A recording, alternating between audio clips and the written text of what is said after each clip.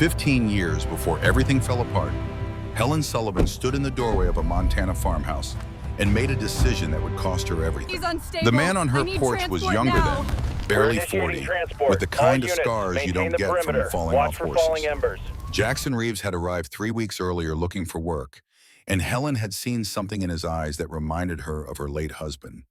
Not love, never that, but the same haunted look of a man who'd seen too much and carried it alone. The night was cold enough to see your breath. September in the Flathead Valley came with a bite that city people never quite believed until they felt it. Helen handed him a rolled paper, the kind surveyors use. Maps, geological surveys, numbers that would make most people's hands shake. "If anything happens to me," Helen said, "make sure my daughter gets this land." Jack took the papers slowly. He'd been working the ranch for 3 weeks and she was already talking about death. He unrolled the top sheet enough to see the bright red circle marking the southern boundary. "You think they'll come after you?" Helen smiled, but there was no humor in it. "They already are." The wind picked up, carrying the smell of pine and something else. Something like the moment before lightning strikes. Jack rolled the papers tight and tucked them inside his jacket. "What do I tell your daughter?" "Tell her I loved her. Tell her I was trying to protect her. Tell her some things are worth dying for." Helen stepped back inside and closed the door.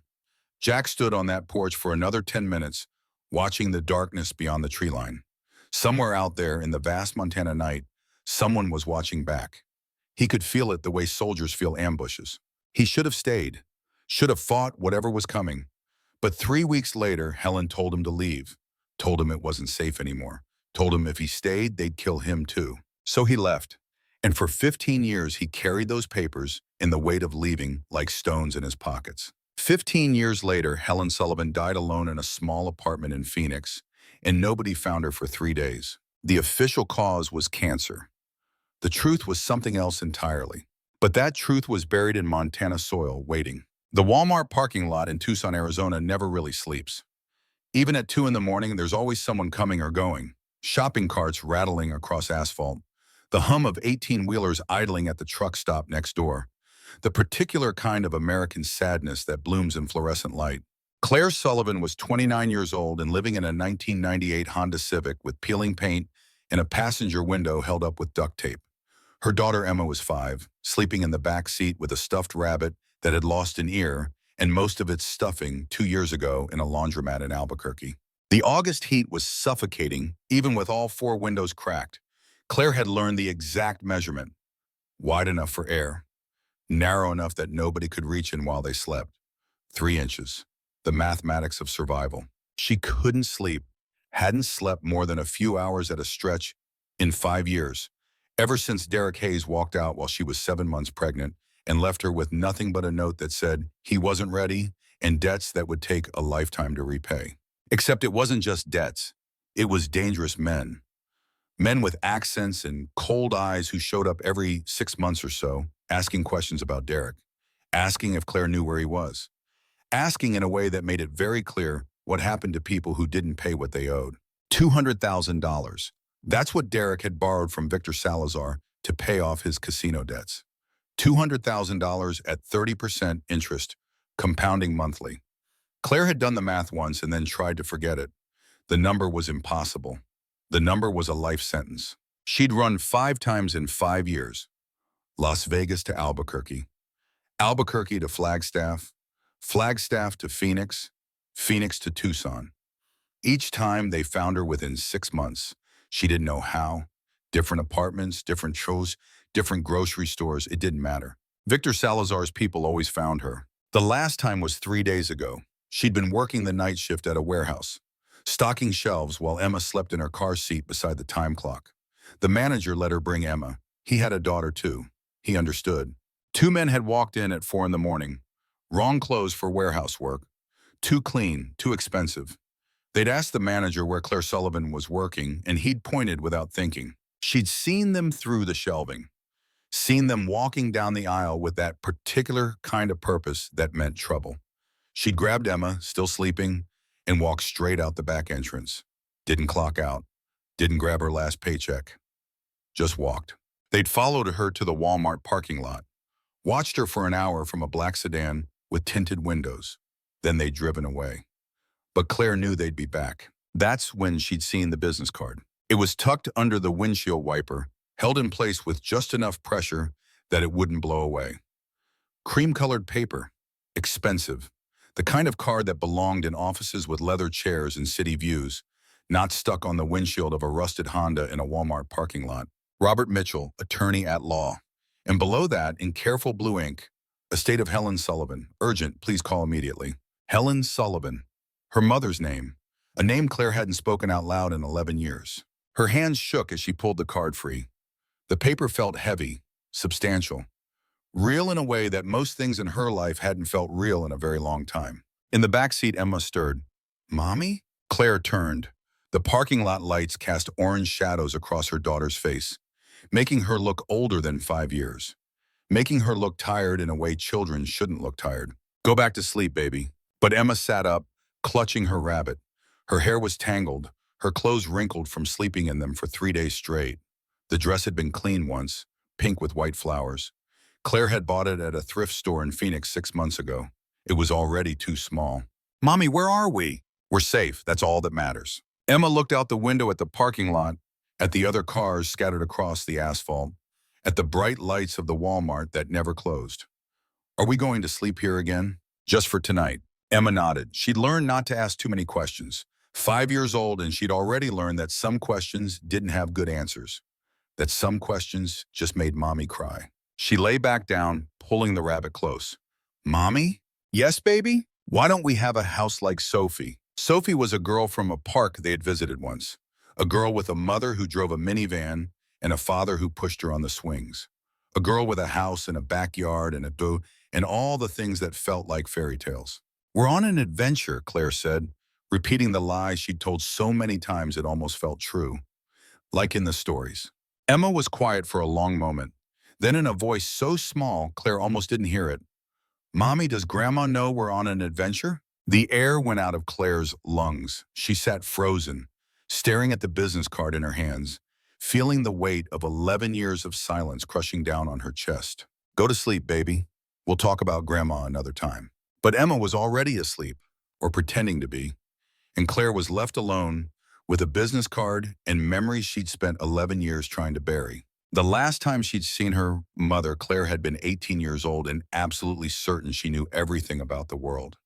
Her mother had stood in the doorway of their small apartment in Phoenix, wearing the same blue work uniform she'd worn for 15 years, and tried one more time to stop Claire from making the biggest mistake of her life. His name was Derek Hayes, and he was 24 with dark hair and dangerous eyes and a motorcycle that sounded like thunder.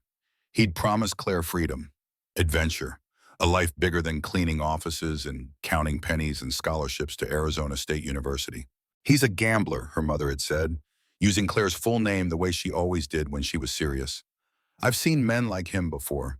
They promise you the world, but they can't even promise you tomorrow. He'll break your heart and leave you with nothing." But Claire was 18 and in love, and absolutely certain that her mother, who'd been alone since Claire's father died when she was 3, who'd worked night shifts for as long as Claire could remember, who'd never remarried or even dated, knew nothing about love or passion or taking risks. The words Claire had said that night still woke her up sometimes, echoing in the dark. "You've been alone your whole life. What do you know about love? What do you know about anything except scrubbing toilets and being afraid?" The silence that followed was the loudest thing Claire had ever heard. "If you walk out that door," her mother had said quietly, "I won't be able to protect you from what comes next." "I don't need your protection," Claire had said. "I don't need anything from you." She'd packed her bags that night, given up her scholarship, married Derek Hayes in a Las Vegas chapel 3 weeks later, wearing a white dress she'd bought at a thrift store and a smile that wouldn't last the year. Her mother had been right about everything. For 2 years, Claire had tried to fix it. She'd written letters, 47 letters in 2 years. Apologies, updates, desperate attempts to rebuild the bridge she'd burned so thoroughly. Every single letter came back marked "Return to sender, address unknown." Her mother had moved, changed addresses, cut Claire out of her life as completely as Claire had cut herself out of her mother's. Claire couldn't blame her. She'd said unforgivable things. She'd chosen a stranger over the woman who'd raised her alone, who'd worked herself to exhaustion to keep food on the table and a roof over their heads. So Claire had stopped writing, stopped hoping, told herself that some bridges, once burned, could never be rebuilt. That was 9 years ago. 9 years of silence. 9 years of pretending she didn't have a mother. 9 years of telling herself it didn't matter. And now this card. Estate of Helen Sullivan, urgent. Estate meant dead.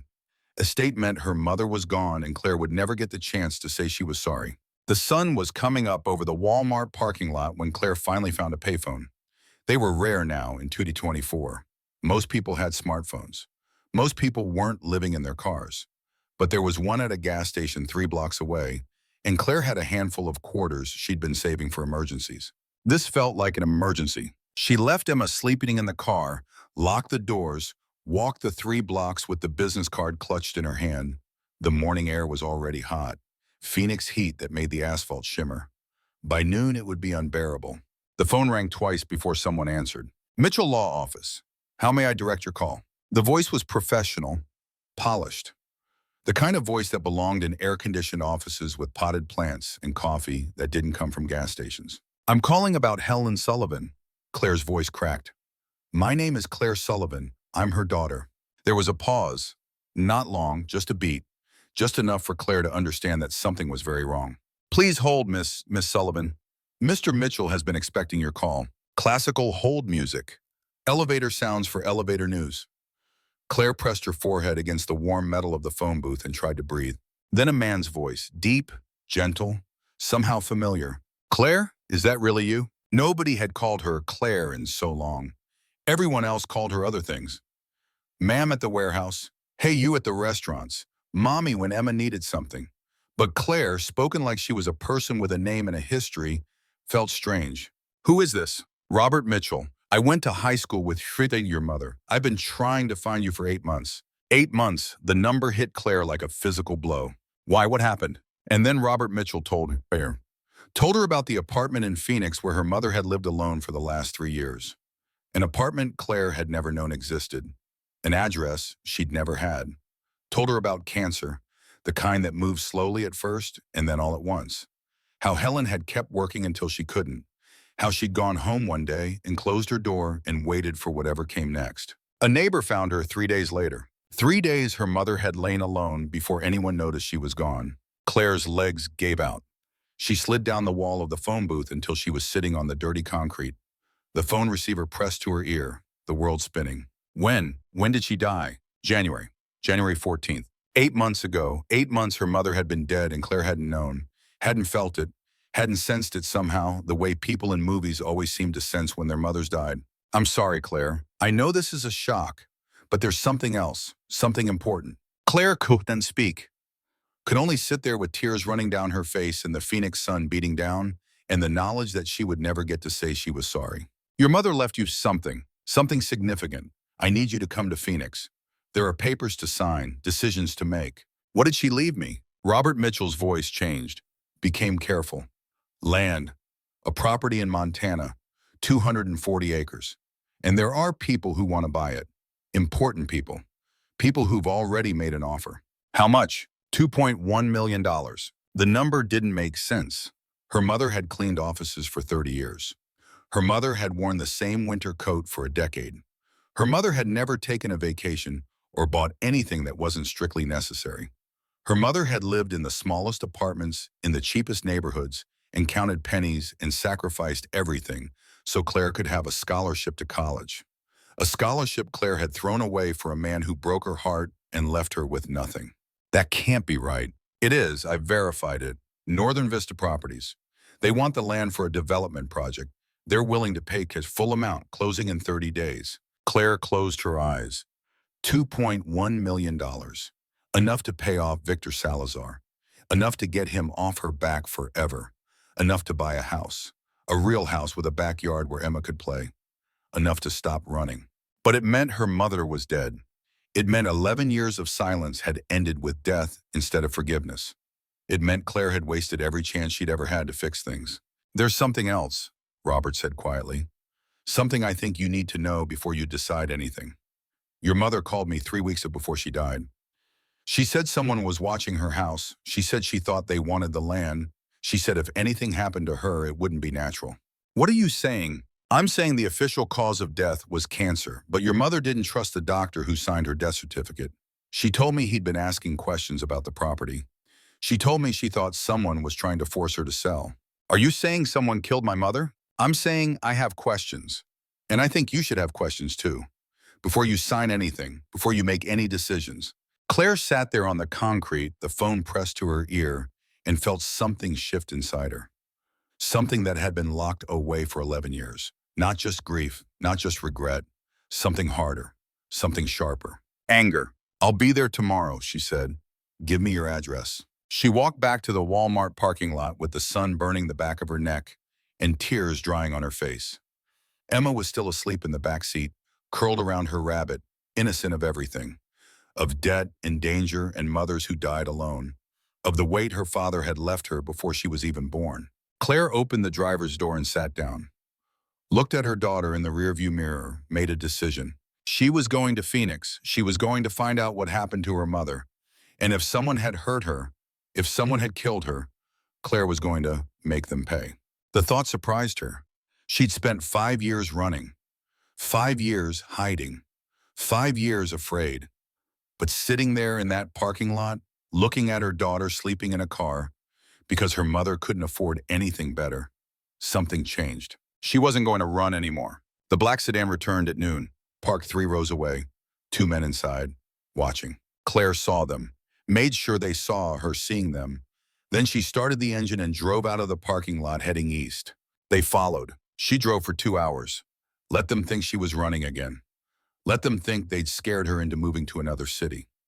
Then just outside of Tucson, she pulled into a truck stop. The kind of place with 18-wheelers and tired drivers and security cameras everywhere.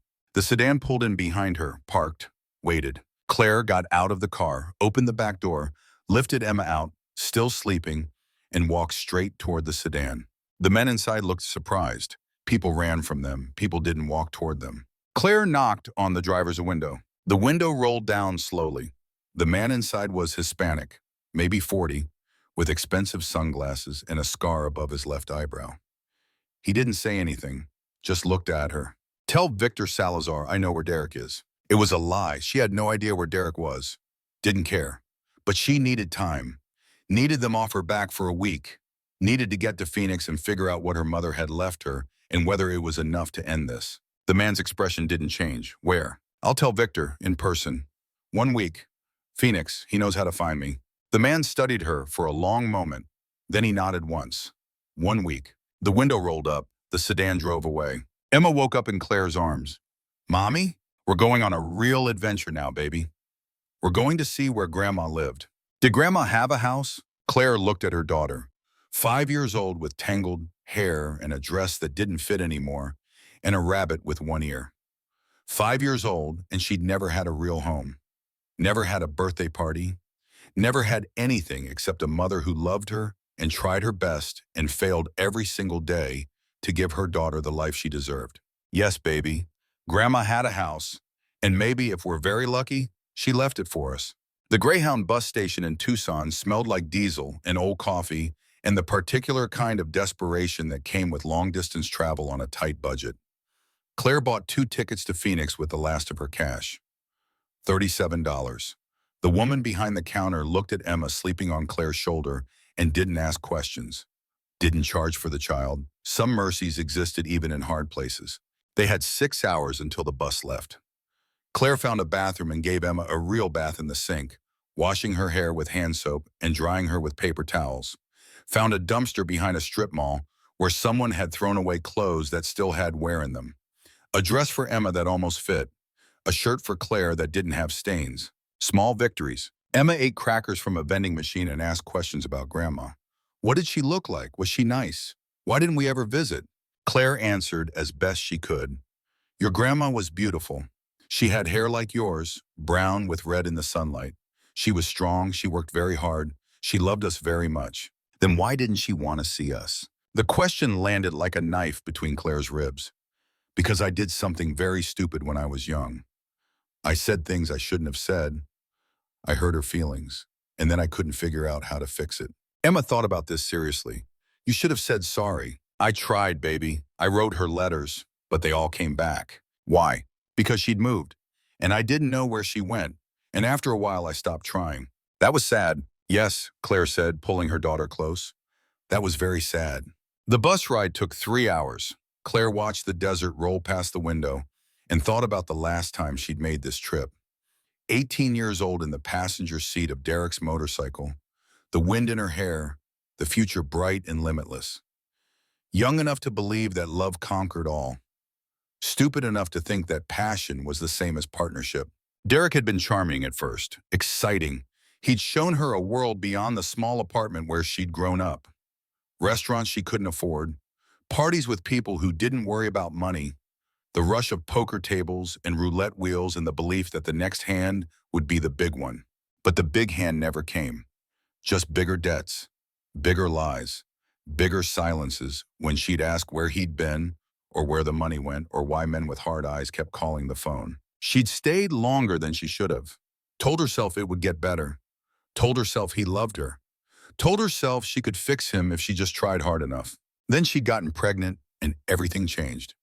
Derek had looked at her like she'd betrayed him, like the baby was something she'd done to trap him instead of something they'd made together. He'd left while she was sleeping, 7 months pregnant and alone in a motel room in Las Vegas with a note that said he wasn't ready and $800 in cash that lasted exactly 2 weeks. She'd never seen him again, hadn't looked for him, hadn't wanted to find him, but his debts had found her. Victor Salazar's people had shown up when Emma was 6 months old. Polite at first, then less polite, then threatening. $200,000. Did she know where Derek was? Did she understand what happened to people who didn't pay what they owed? She'd understood. The bus pulled into Phoenix at 6 in the evening. The heat hit like a wall. Claire carried Emma, who'd fallen asleep again, and walked 3 blocks to the address Robert Mitchell had given her over the phone. The building was nicer than anywhere Claire had lived in 5 years. Glass doors, air conditioning. A receptionist who smiled and offered water and didn't look at Claire's wrinkled clothes with judgment. Mr. Mitchell is expecting you. 3rd floor, office 307. The elevator was cool and quiet. Emma woke up and looked around with wide eyes. Mommy, is this where Grandma worked? No, baby. This is where Grandma's friend works. He's a lawyer. He's going to tell us about the house Grandma left us. Robert Mitchell was 58 with silver hair and kind eyes that looked at Claire without judgment. His office had leather chairs and a view of the Phoenix skyline and photographs on the wall of him shaking hands with people who looked important. He stood when Claire walked in, came around the desk, offered his hand. Claire, thank you for coming. I know this must be difficult. His hand was warm, steady, real. Claire shook it and felt something inside her crack open just a little. Someone was being kind to her. Someone was treating her like a person instead of a problem. This is Emma, she said, setting her daughter down. Emma, say hello to Mr. Mitchell. Emma looked up at him with serious eyes. Hello, Robert smiled. Hello, Emma. Your grandmother talked about you all the time. Claire froze. What? Robert looked at her carefully. There's a lot you don't know. A lot your mother never told you. Please sit down. This is going to take a while. Claire sat in the leather chair and pulled Emma onto her lap and listened as Robert Mitchell told her things that broke her heart and put it back together and changed everything she thought she knew about the last 11 years. Your mother knew about Emma from the day she was born. She hired a private investigator when you stopped writing. Took her 2 years, but she found you in Las Vegas. She's been watching over you ever since. Not interfering, just watching, making sure you were safe. Robert pulled out a folder. Inside were photographs, dozens of them. Emma as a newborn, Emma taking her first steps. Emma's first day at a preschool in Albuquerque that Claire had scraped together money for. Emma playing at parks. Emma sleeping in the back seat of the Honda. Someone had been following them for 5 years. Not Victor's people, Claire's mother. Watching her granddaughter grow up from a distance, collecting photographs like treasures. She never tried to contact me, Claire whispered. If she knew where I was, why didn't she call? Robert's expression was complicated. She was afraid. Afraid you'd reject her the way she thought she'd rejected you. She told me once, I'd rather love them from a distance than hear Claire tell me again that I don't understand love. Claire's own words, thrown back at her across 11 years. The cruelest thing she'd ever said, weaponized into a wall her mother had been too afraid to climb. There's more, Robert said gently. He pulled out another folder. Your mother set up an education fund for Emma. $45,000. She added to it every month, no matter how tight things were. Every birthday, every Christmas, every time the investigators sent new photos. She was building Emma a future. $45,000. For a granddaughter she'd never held. For a future she'd never see. Claire couldn't breathe, couldn't think, could only sit there with her daughter on her lap and photographs scattered across a desk and the knowledge that her mother had loved them all along, had never stopped loving them, had been waiting and hoping and building something for them even when she had nothing herself. The land in Montana, Robert continued, it's been in your family for 4 generations. Your great-great-grandparents homesteaded it in 1889. Your mother inherited it when her parents died. She could have sold it a dozen times, could have made her life so much easier. But she held on to it. She said someday you'd need a place to start over. Someday you'd come home. Why Montana? Claire asked. Why not sell it and use the money to find me? Because she knew what was coming. Robert pulled out more papers, geological surveys, water reports, mining assessments. In 2019, Northern Vista Properties commissioned a study of the land. They found something big. What? Lithium, the largest deposit in Montana. Maybe one of the largest in the country. The land your mother held on to for 30 years, the land she worked herself to exhaustion to keep, is worth more than $2.1 million, Claire. It's worth closer to $500 million. The number was absurd. Possible, the kind of number that didn't connect to reality. $500 million. Her mother had died alone in a small apartment while sitting on $500 million. She knew, Robert said quietly. By 2022, she knew. Northern Vista approached her with their first offer, $600,000. She turned them down. They came back with $800,000, then $1 million, then 1.5. She turned them down every time. They started getting aggressive. Threats, legal challenges. Then 3 weeks before she died, she called me. She said someone was watching her house. She said the doctor they'd assigned through her insurance was asking questions about the property. She said if anything happened to her, I should find you. Find Jackson Reeves. Get you the land before Northern Vista could take it. Who's Jackson Reeves? Your mother's ranch manager. 15 years ago, he left suddenly. Your mother never told me why. But before she died, she said he knew the truth. She said he had evidence. She said I had to find him and give him this. Robert pulled out a sealed envelope, heavy paper, Helen Sullivan's handwriting on the front. For Jackson Reeves, when the time comes. I don't understand any of this, Claire said. Who would kill my mother over land? People kill for a lot less than $500 million. Robert leaned forward. Your mother's death certificate was signed by Dr. Gregory Morrison. He's been on Northern Vista's payroll for 3 years. The toxicology report was incomplete. The autopsy was rushed. There are questions, Claire. Questions that need answers. Emma had fallen asleep again, her head on Claire's shoulder. Claire held her daughter and looked at the photographs of a grandmother who'd loved from a distance and died protecting something she'd never see. What do I do now? You have choices. You can sell the land to Northern Vista for $2.1 million. Walk away clean, pay off whatever debts you have, start over. Or you can go to Montana, find Jackson Reeves, figure out what your mother was protecting, and finish what she started. Claire looked at the photographs one more time, her mother standing on a porch somewhere in Montana, mountains behind her, a small smile on her face. On the back, in careful handwriting, someday Claire will stand here. I believe that with my whole heart. 11 years of silence, 11 years of thinking her mother had abandoned her, 11 years of being wrong. I'll go to Montana, Claire said. I'll find Jackson Reeves, and I'll find out what really happened to my mother. Robert nodded. He'd expected this answer, maybe hoped for it. Good, because there's something else you should know. You're not the only one looking for him. Northern Vista has been trying to find Jackson Reeves for 15 years. If you're going to Montana, you need to be careful. These people don't play by rules.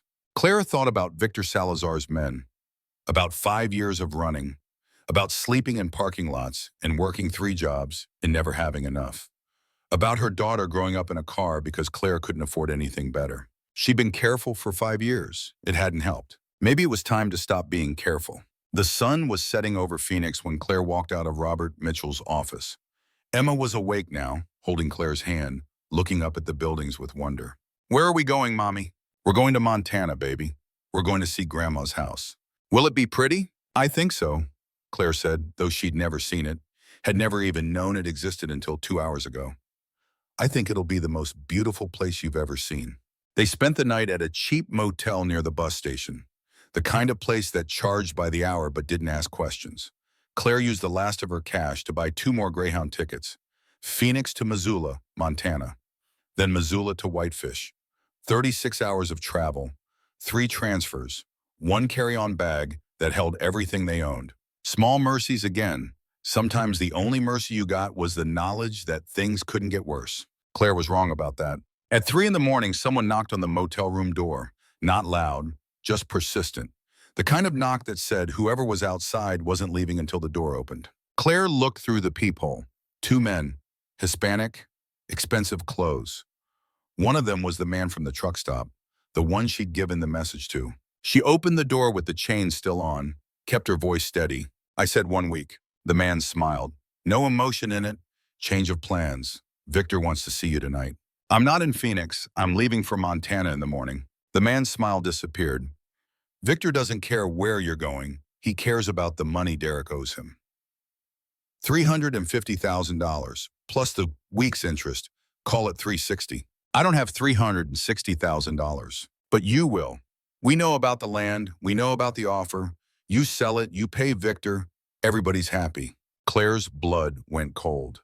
How did they know? Robert hadn't told anyone. Northern Vista didn't know she was here. Unless Northern Vista and Victor Salazar weren't separate problems. I need time, Claire said, to figure things out, to make decisions. Victor's giving you 10 days. Then he takes what he's owed some other way. He looked past Claire into the room where Emma was sleeping. Pretty girl, be a shame if something happened. The threat was clear. Pay the debt or lose her daughter. Claire felt something inside her turn to ice. Not fear, not anymore. Something harder. Something that had been building for 5 years of running and hiding and being afraid. Get off my door, she said quietly. Tell Victor he'll get his money when I get it. Not before. And if he or anyone working for him comes near my daughter again, I'll kill him myself. The man's eyes widened slightly. People didn't talk to Victor's people that way. People who talked that way ended up in shallow graves in the desert. But Claire wasn't bluffing. She'd run out of fear, run out of options, run out of everything except the need to protect her daughter and find out what happened to her mother and fix something, anything, in a life that had been broken for so long. 10 days, the man said, then we come collect, one way or another. He walked away. Claire closed the door, locked it, put a chair against it, went to the window and watched until the black sedan drove away. Then she sat on the edge of the bed next to Emma and cried as quietly as she could. 10 days to get to Montana. Find Jackson Reeves. Figure out what her mother had died protecting. And somehow turn it into enough money to save her daughter's life. It wasn't enough time. Would never be enough time. But it was all she had. The Greyhound left Phoenix at 6 in the morning. Claire and Emma sat in the back watching the city disappear behind them. The desert rolled past the windows. Brown and endless and beautiful in the way that only empty places can be beautiful. Emma pressed her face to the glass. Mommy, are we really going to see mountains? Yes, baby. Real mountains. So big they have snow on top, even in summer. Have you ever seen snow? Once, when I was little, before you were born. It was a lie. Claire had never seen real snow, had never been north of Phoenix except in dreams. But she wanted Emma to believe in something good. Something beyond motels and parking lots and men who knocked on doors in the middle of the night. The bus stopped in Flagstaff for an hour. Claire bought crackers and water and let Emma run in circles in the parking lot, burning energy. A woman waiting for the same bus smiled at them. Beautiful daughter. Thank you. Heading north? Montana. The woman nodded. I grew up in Kalispell. Beautiful country. Cold, but beautiful. You visiting family? Something like that. The woman looked at Claire more carefully, at her worn clothes and single bag and daughter in a too small dress. Her expression softened. If you need help when you get there are shelters, churches. People will help if you ask. Claire felt her face flush. We're fine. We have a place to stay. Another lie. But pride was one of the few things she had left. The woman didn't press, just nodded and got on the bus. They rode through the afternoon and into evening. Emma slept with her head on Claire's lap. Claire watched the landscape change from desert to forest, pine trees appearing in the distance, the air cooling degree by degree. She thought about her mother. about 11 years of silence that shouldn't have happened, about letters that got returned and assumptions that were wrong, and a lifetime of protection from a distance. Helen Sullivan had died keeping this land safe, had died rather than sell it to people who wanted it for the wrong reasons, had died believing her daughter would come home eventually, would stand on that porch and look at those mountains and understand why some things were worth fighting for. Claire was going to honor that, going to find out what her mother had died protecting. And if it turned out Northern Vista had killed her, if they'd poisoned her or threatened her or driven her to an early grave, Claire was going to make them pay. She didn't know how yet, didn't have a plan, didn't have money or lawyers or power, but she had something her mother hadn't had. She had nothing left to lose. And that made her dangerous in a way she was only beginning to understand. The bus pulled into Missoula at midnight. They had 2 hours before the connection to Whitefish. Claire found a bench and let Emma sleep while she counted the money Robert had given her. $300 from the emergency fund her mother had left. Enough for food and maybe one night at a cheap motel if they needed it. Not enough for anything else. A man sat down on the bench across from them, older, maybe 70, with weathered skin and blue eyes that had seen a lot of years.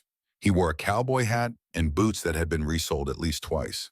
He didn't say anything at first, just sat, watching the people come and go. Then he glanced at Claire. That's a tired-looking little girl. She's been traveling all day.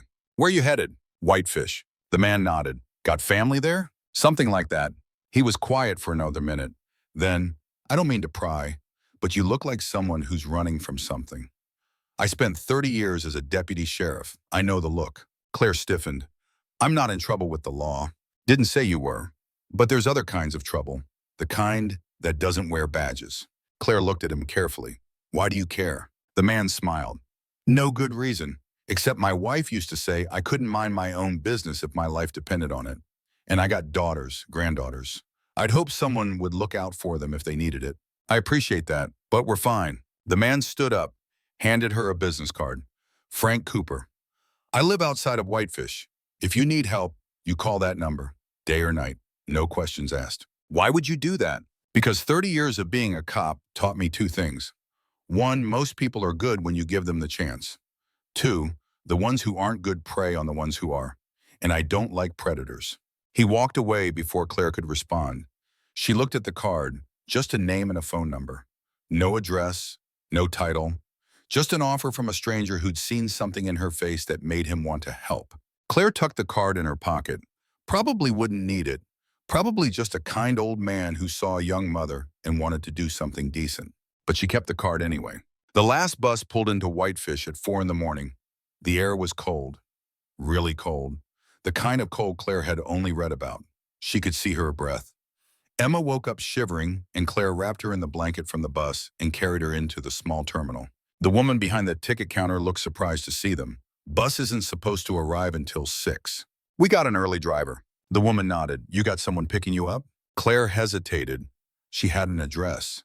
The farmhouse Robert had written down. But no car. No way to get there except calling a taxi she couldn't afford. I'm figuring that out. The woman looked at Emma, still sleeping in Claire's arms. There's a diner 2 blocks that way. Opens at 5. You could wait there. Warm at least. Thank you. Claire walked out into the cold Montana morning and felt for the first time in 5 years something that wasn't quite hope but wasn't quite despair either. Something in between. Something like possibility. She was here. She'd made it. Now she just had to figure out what came next. Behind her, in the darkness beyond the terminal, a truck started its engine. Headlights came on, an old Ford pickup. Blue paint faded to almost gray. The passenger window rolled down. The same old man from the Missoula bus station leaned across the seat. Frank Cooper. Told you to call if you needed help. Figured you'd be too proud, so I drove up to meet the bus. Claire stared at him. You followed us? I drove my own route. Just happened to arrive at the same time. Now you can walk to that diner and wait for it to open with a cold kid, or you can accept a ride from an old man who's got nothing better to do at 4 in the morning than help someone who needs it. Claire looked at Emma, shivering even in the blanket, looked at the empty street and the darkness and the cold that was only going to get worse. Sometimes you had to trust strangers. Sometimes you had to take help when it was offered. Sometimes you had to believe that not everyone in the world was trying to hurt you. Where are you trying to get to? Frank asked. Claire pulled out the address Robert had written down. A property outside of town, Valley County. I'm not even sure exactly where it is. Frank looked at the address, looked at Claire, looked at Emma. Then he smiled. Well, I'll be damned. The Sullivan property. I know exactly where that is. Used to be friends with the woman who owned it. Helen Sullivan. Fine woman, died last winter. You knew my mother? Frank's expression changed, became something else. Something Claire couldn't quite read. You're Helen's daughter, the one she was always waiting for? Claire felt tears sting her eyes. She was waiting for me? 15 years. Drove out there once a month to check on the place. Every single time, before I left, she'd ask me the same question. Has anyone come looking for me, Frank? And every time I'd say no. And every time she'd go quiet for a second and then say, well, maybe next year. 15 years her mother had waited. 15 years of hoping. 15 years of holding on to land and faith in the belief that someday her daughter would come home. And Claire had come home, just 8 months too late. Get in, Frank said quietly. Let's get you to your mother's house. It's about time someone stood on that porch and looked at those mountains the way Helen always did. Claire got in the truck. Emma curled up between them, still sleeping. Frank drove through the darkness with his headlights cutting through the cold Montana morning, and neither of them said anything for a long time. Sometimes silence was all you had. Sometimes it was enough. The sun was just starting to rise when they came around the final bend in the road. Frank didn't say anything, just slowed the truck and let Claire see it. The farmhouse sat in a valley ringed by mountains painted every shade of blue and purple and white. The house itself was worn, peeling paint, sagging shutters, but it stood solid and stubborn, like it had been waiting, like it knew she was coming. Behind the house, the mountains rose into a sky turning pink with dawn. Snow on the peaks even in August, pine forests running up the slopes like dark water, a creek somewhere close, the sound of it carrying on the cold air. Emma woke up, pressed her face to the window. Mommy, is that Grandma's house? Claire couldn't speak, could only stare at the most beautiful thing she'd ever seen. Yes, baby, that's Grandma's house. The house her mother had held on to for 15 years. The house her mother had died protecting. The house that was worth $500 million to people who didn't care about beauty or legacy or the dreams of a woman who cleaned offices and saved every penny and believed her daughter would come home. Can we stay forever? Claire opened her mouth to say something safe, something realistic. But looking at that house and those mountains and the light breaking over the valley, only one word came out. Yes. Frank pulled up to the house and cut the engine. But before Claire could open the door, she saw something that made her freeze. There was already a truck parked beside the house, an old Chevy pickup, brown with rust spots. And on the porch, sitting in a chair that looked like it had been there a long time, was a man. He was older than Claire, maybe 52, dark hair going gray, weathered face, the kind of stillness that came from years of practice. He wore jeans and a flannel shirt and boots that had seen a lot of miles. When he saw Frank's truck, he stood up, slowly. His right hand moved to his belt, where something was tucked under his shirt, something that looked like it might be a gun. Frank saw it too, tensed, put his hand on the door handle but didn't open it. Who's that? Claire whispered. Frank's voice was careful. If I had to guess, I'd say that's Jackson Reeves, your mother's ranch manager from 15 years ago, the one everyone's been looking for. The man on the porch took a step forward. The morning light caught his face. Hard, dangerous, but something else too, something like grief. He'd been waiting, just like Helen had been waiting, just like Claire had been waiting without knowing it. And now they were all here in this place. At this moment, with 500 million reasons for everything to go wrong, and only one reason for it to go right. Helen Sullivan had believed her daughter would come home, and against every odd, every obstacle, every year of silence and separation, she'd been right. Claire opened the truck door and stepped out into the cold Montana morning. It was time to find out what her mother had died protecting, and whether Claire was strong enough to finish what Helen had started. The man on the porch didn't move, didn't speak.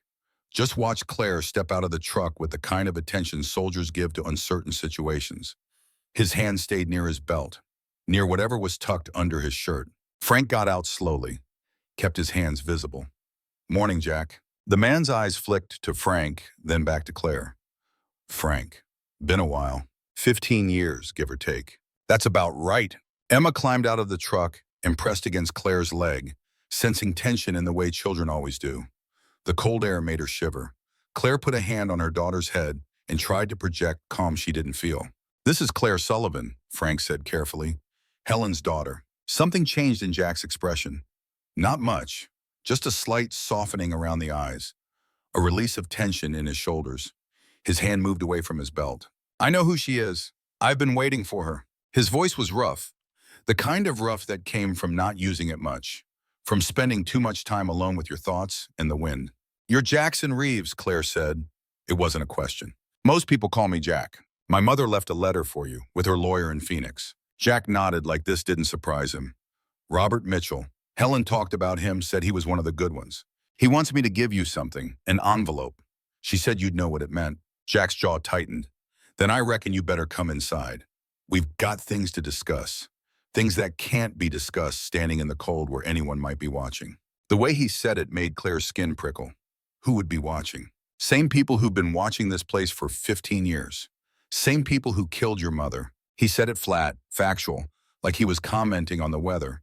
Then he turned and walked into the house, leaving the door open behind him. Frank looked at Claire. "You want me to stay?" Claire thought about it, about walking into a stranger's house with her daughter, about trusting a man she'd met 5 minutes ago because her dead mother had written his name in a letter, about 500 million reasons people did terrible things. But she also thought about her mother waiting 15 years for her to come home, about holding on to land through poverty and hardship because she believed in something, about dying alone rather than giving up what she was protecting. If Helen Sullivan had trusted Jackson Reeves, Claire could too. "You can go," she told Frank. "But thank you for everything." Frank hesitated. Then he pulled out his wallet and handed her a card. Same one he'd given her in Missoula. "Already have it," Claire started to say, but Frank shook his head. "That's got my cell on it, but turn it over." She did. On the back, written in pen, were 2 more numbers. First one's the Flathead County Sheriff. Man named Tom Brady. Good man. Known him 30 years. Second one's FBI Field Office in Kalispell. Agent named Sarah Chen. She's been investigating Northern Vista for 2 years. If things go sideways, you call one of those numbers. Don't hesitate. Why would things go sideways? Frank looked at the house, at Jack standing in the doorway waiting. Because men like Jack Reeves don't come back to places like this unless something's about to break. And when things break, people get hurt. He got back in his truck, started the engine, looked at Claire one more time through the open window. "Your mother was a good woman, stubborn as hell, but good. She died protecting something she believed in. Don't let them make it meaningless."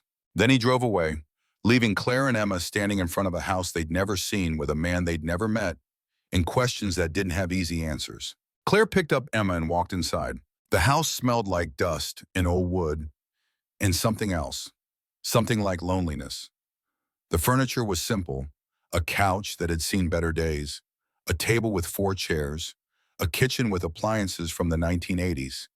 Everything clean but worn, everything functional but bare. No photographs on the walls, no decorations, no warmth. Jack stood by the kitchen counter. He'd filled a pot with water and set it on the stove, making coffee the old way. No machine, just grounds and boiling water and patience. "Your daughter looks cold. There's blankets in the closet off the living room." Claire found them, wrapped Emma up, and sat her on the couch. The little girl's eyes were huge, taking everything in. The strange house, the strange man, the mountains visible through every window. "Is this where Grandma lived?" Emma whispered. "For a little while, yes." It was a lie. Helen had never lived here, had only visited a handful of times in 15 years. But it was the kind of lie that made things simpler for a 5-year-old. Jack brought 3 mugs to the table. Coffee for the adults, hot water with a little sugar for Emma.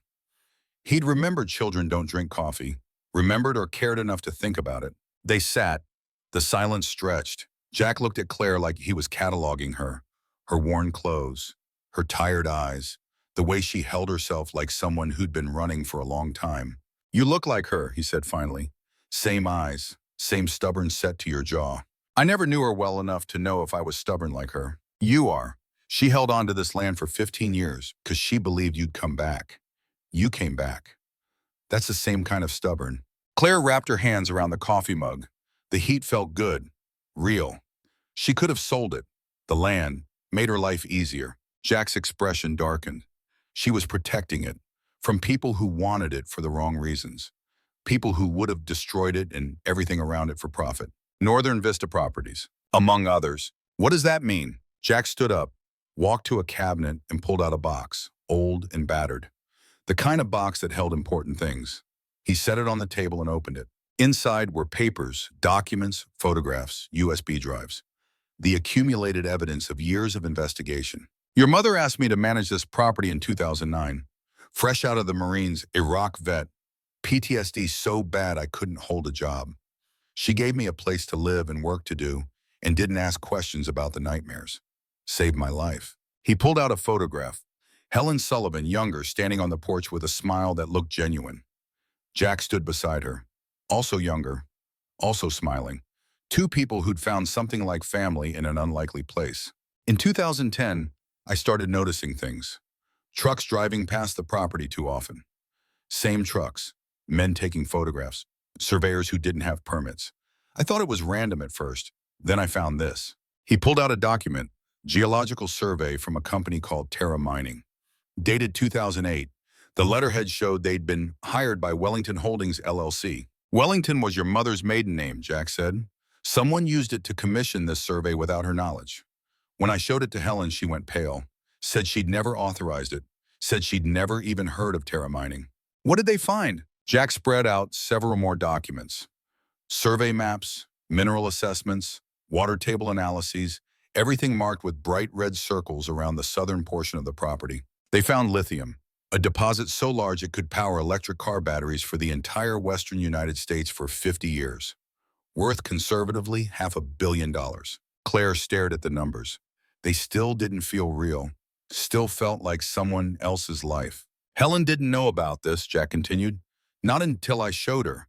And when she found out, she understood why people had been watching, why trucks kept driving past, why surveyors kept trespassing. Someone knew what was under this land before she did. Someone had been planning to take it from her. Who? That's when things got complicated.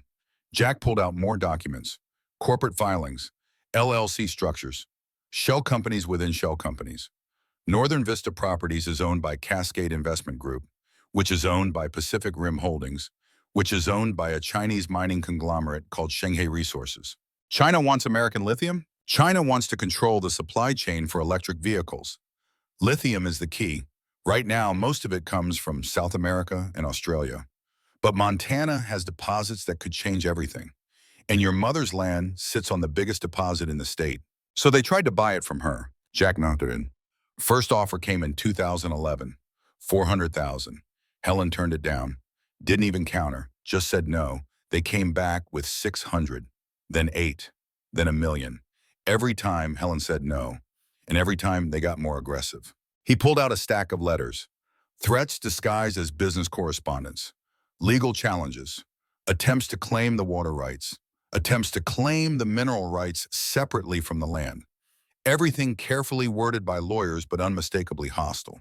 In 2013, things escalated. Someone cut the fence lines, killed 3 head of cattle, left them to rot. Sheriff investigated but couldn't prove anything. Then someone poisoned the well, had to drill a new one. Cost Helen $20,000 she didn't have. Claire felt cold despite the coffee. They were trying to force her to sell. They were trying to break her, make her think it wasn't worth the fight. But your mother was stubborn. She hired a lawyer, fought them in court, won most of the battles, and kept saying no. That's when she asked you to leave. Jack's face went hard. August 2014, Helen called me into the house, showed me photographs someone had left on her porch. Pictures of me, in town, at the grocery store, coming out of the VA clinic. The message was clear. They knew who I was, they knew where I went, and they could get to me anytime they wanted. She told you to go. She told me if I stayed, they'd kill me to send her a message. Said she couldn't protect me and the land at the same time. Said I'd done enough. Said I should live. But you came back. Jack looked at Claire with eyes that had seen too much death. Your mother died in January. I found out in February. Been here since March. Waiting to see if Northern Vista would make their move. Waiting to see if you'd show up. Waiting to finish what Helen started. The weight of it settled on Claire's shoulders. Her mother hadn't just held onto land. She'd fought a war, alone for years, against an enemy with unlimited resources and no morals. And she'd done it because she believed someday her daughter would come home. Robert Mitchell thinks they killed her, Claire said quietly. Thinks the cancer wasn't natural. Jack's jaw tightened. It wasn't. Helen called me 3 weeks before she died. Said her doctor was asking questions about the property. Said they'd switched her insurance and the new provider assigned her to a clinic she'd never been to. Said she didn't trust them. What did you tell her? Told her to go to a different doctor. Get a second opinion. But she was afraid if she made waves, they'd come after you instead. She knew they'd been watching you, knew about Emma, knew if she fought back too hard, they'd use you as leverage. So she died, rather than put us in danger. Jack nodded. I've seen the death certificate. Cancer of the liver and pancreas. Stage 4. Diagnosed and dead in 6 weeks. That's not how cancer works. That's how poisoning works. Slow enough to look natural, fast enough to kill before anyone asks questions. Can you prove it? Not yet, but I've got people working on it. People who know how to investigate when the local authorities won't. Claire thought about Frank's card, about the FBI agent he'd mentioned. Sarah Chen. Frank said there's an FBI agent investigating Northern Vista. Sarah Chen. She's good. Been trying to build a case for 2 years. But everything's buried under shell companies in offshore accounts. She needs evidence. Physical evidence. Something that links Northern Vista to actual crimes. Do we have that? Not yet, but we will. Jack leaned forward. Northern Vista doesn't know you're here. Not yet. They know Helen died. They know she had a daughter. But they don't know you've claimed the property. Don't know you're in Montana. That gives us maybe a week before they figure it out. And then what? Then they make you an offer. 2.1 million, cash, 30-day close. They'll be polite, professional. Make it sound like the easiest decision you have ever made. What if I say no? Jack's expression went cold.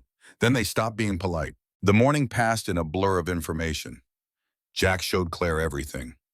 Years of documentation, proof of harassment, proof of sabotage, evidence of a conspiracy so large and so methodical it made her head spin. Northern Vista wasn't just a real estate company. They were the visible face of a much larger operation. Behind them stood Cascade Investment Group, run by a man named Marcus Thornton, former Goldman Sachs executive, ruthless, connected, known for acquiring properties through any means necessary. Behind Cascade stood Pacific Rim Holdings, registered in the Cayman Islands, owned by a network of Chinese nationals with ties to Shenghe Resources. The whole structure designed to obscure the truth, that China was buying up American land and American resources through American companies using American money. And Helen Sullivan had stood in their way, one woman, alone, with nothing but stubbornness and belief that some things weren't for sale. There's more, Jack said. He pulled out another folder, this one thicker, heavier, the one that might make Claire understand why her mother had died protecting this land. Inside were documents about other properties, other families, other landowners who'd owned lithium-rich ground and refused to sell. The Peterson family in Wyoming offered $800,000 in 2012, refused, house burned down in 2013. Insurance investigation found evidence of arson but no suspects. They sold 6 months later for $200,000. The Chen family in Nevada offered $1.2 million in 2015, refused. Their teenage son was arrested on drug charges that were later dropped. But the damage was done. They sold for $900,000 to avoid more trouble. The Morrison family in Idaho offered $1.5 million in 2017. Refused. Father died in a hunting accident. Mother sold 3 months later for $1 million. Pattern after pattern. Family after family. People who'd said no and then suffered until they said yes. Accidents that weren't accidents. Tragedies that were too convenient. A trail of broken families and stolen lands stretching across the Mountain West, and Northern Vista at the center of all of it. How many? Claire asked. Jack's face was grim. That I can prove? 14 properties, over 2,000 acres, all sitting on lithium deposits, all acquired by Northern Vista between 2010 and 2023, all for a fraction of what they were worth. That's not business. That's terrorism. That's why Sarah Chen's investigating. That's why this matters. Your mother's land isn't just about you or Emma or $500 million. It's about stopping them, about proving what they've been doing, about getting justice for 14 families who had their lives destroyed. Claire felt the weight of it crushing down. She'd come here looking for answers about her mother. She'd found a war. I can't fight them. I'm nobody. I've got $300 and a 5-year-old and a drug dealer from Phoenix who wants $350,000 I don't have. Jack's head snapped up. What drug dealer? Claire told him. About Derek. About Victor Salazar. About 5 years of running. About the men who'd shown up at the motel. About the 10-day deadline and the threat against Emma. When she finished, Jack was quiet for a long time. Then he stood up and walked to the window, looked out at the mountains. When he spoke, his voice was different, harder. Northern Vista and Salazar are connected. What? Jack turned back to her. Your ex-husband, Derek Hayes. He didn't find you by accident in 2013. Northern Vista hired Salazar to send someone into your life. Someone who'd destroy you, make you desperate, make you vulnerable. So when the time came, when your mother died and you inherited this land, you'd be so buried in debt and fear you'd sell immediately. That's insane. That's smart. They knew they couldn't break Helen. So they started working on you, years before you even knew this land existed. Claire felt sick. Derek, the man she'd loved, the man she'd married, the father of her child. He'd been a weapon, a tool, aimed at her by people she'd never met for reasons she hadn't understood. Can you prove it? Jack nodded, pulled out another file. Financial records, wire transfers, a payment of $50,000 to Victor Salazar in May 2013. 1 month before Derek showed up in Phoenix, paid by an LLC called Cascade Consulting, owned by Marcus Thornton. They paid him to ruin my life. They paid him to make sure you'd be desperate when the time came. And when Derek ran, they made sure Salazar stayed on you, kept you scared, kept you running, all so you'd sell the second you inherited. But I'm here instead. Yeah, Jack smiled. No humor in it. You're here instead, which means their plan failed, which means they're going to come at you harder than they came at your mother. The door opened. Both Jack and Claire spun. Jack's hand went to his belt. This time Claire saw what he was reaching for. A Glock 19 black.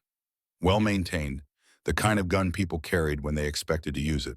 But it was just Emma, coming back from exploring the house. She looked at Jack's hand near his gun, looked at her mother's tense face. Mommy, are we in trouble again? Claire's heart broke. 5 years old and she could recognize danger. 5 years old and she knew what trouble looked like. 5 years old and she'd never known safety. No, baby, we're not in trouble. Mr. Reeves was just being careful. Jack moved his hand away from the gun, smiled at Emma, forced softness into his face. Hi, I'm Jack. Emma studied him seriously. You're the soldier man Grandma knew. That's right, your grandma was my friend. Did you love her? The question surprised everyone, Jack especially. He stood there, this hard man with scars and guns and 15 years of carrying secrets, and considered how to answer a 5-year-old's question.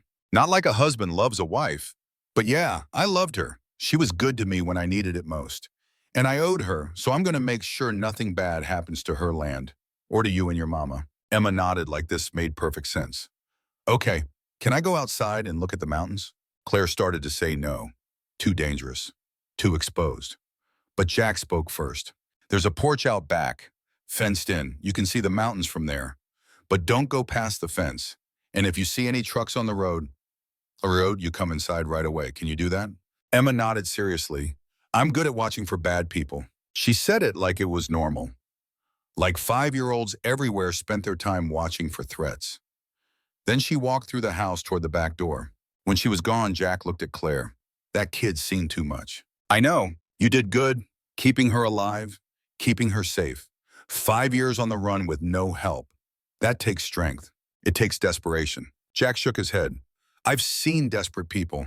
They fold. They give up. You didn't. You fought. That's not desperation. That's courage. Claire felt tears sting her eyes. She'd spent 5 years thinking she was failing. Failing as a mother, failing as a person, failing at everything. But maybe survival was his own kind of success. Maybe keeping Emma alive and fed and sheltered, even in a car, even in parking lots, even with nothing. Maybe that was enough. What do I do now? She asked. How do I fight them? Jack sat back down, pulled out a clean sheet of paper and a pen, started making a list. First, we secure the property. Northern Vista doesn't know you're here yet, but they will. When they do, they'll probably try to talk first. But we prepare for worse. I've got 3 friends coming up from Colorado. Veterans, men I served with. They'll help patrol the perimeter. Second, we contact Sarah Chen. Get her involved officially. She's been building a case but needs a witness willing to go on record. You can be that witness. Third, we deal with Salazar. He's a problem, but he's a different kind of problem. He's a businessman. Businessmen can be negotiated with. How? I don't have $350,000. No, but you've got leverage. He's working for Northern Vista. That means he's exposed. If Sarah Chen investigates and finds the connection, Salazar goes down for conspiracy. He might take a deal. Information for immunity. You think he'd flip? I think everyone flips when the alternative is 20 years in federal prison. Claire looked at the list. It made sense. Logical steps, a plan. But it all depended on things working right, on people doing what they were supposed to do, on the system functioning the way it was designed to. Claire had spent 5 years learning the system didn't work for people like her. What if it doesn't work? What if they come after us anyway? Jack met her eyes. Then we fight. Actually fight. I've got guns, ammunition, training. Your mother's house sits on defensible ground with sightlines in every direction. If it comes to that, we make them pay for every inch. You're talking about war. I'm talking about survival. Same thing you've been doing for 5 years, just with better weapons. Someone knocked on the door. 3 sharp raps. Precise. Military. Jack's hand went to his gun. He moved to the window, looked out. His shoulders relaxed slightly. It's Frank. He's got someone with him. Jack opened the door. Frank stood there with a woman Claire didn't recognize. Asian, maybe 50. Professional clothes, FBI credentials on her belt. Claire Sullivan, the woman said. I'm Special Agent Sarah Chen. Frank called me, said you might need help. She looked at Jack. And I see Jackson Reeves finally came out of hiding. Jack nodded. Sarah. Been looking for you for 2 years. I know. That's why I've been hiding. Sarah smiled. No humor in it. Then she looked at Claire. Can we talk? I think you've got information I need. And I've got information you need. Between the two, we might be able to stop Northern Vista before they kill anyone else. The way she said it. Anyone else. Like Helen was just one name on a list. Like there were others. Claire thought about her mother dying alone. About 14 families driven from their land. About Emma watching for bad people like it was a normal childhood skill. About $500 million in lithium underground that nobody cared about except for what it was worth. Some things weren't about money. Some things were about right and wrong. About standing up when it was easier to run.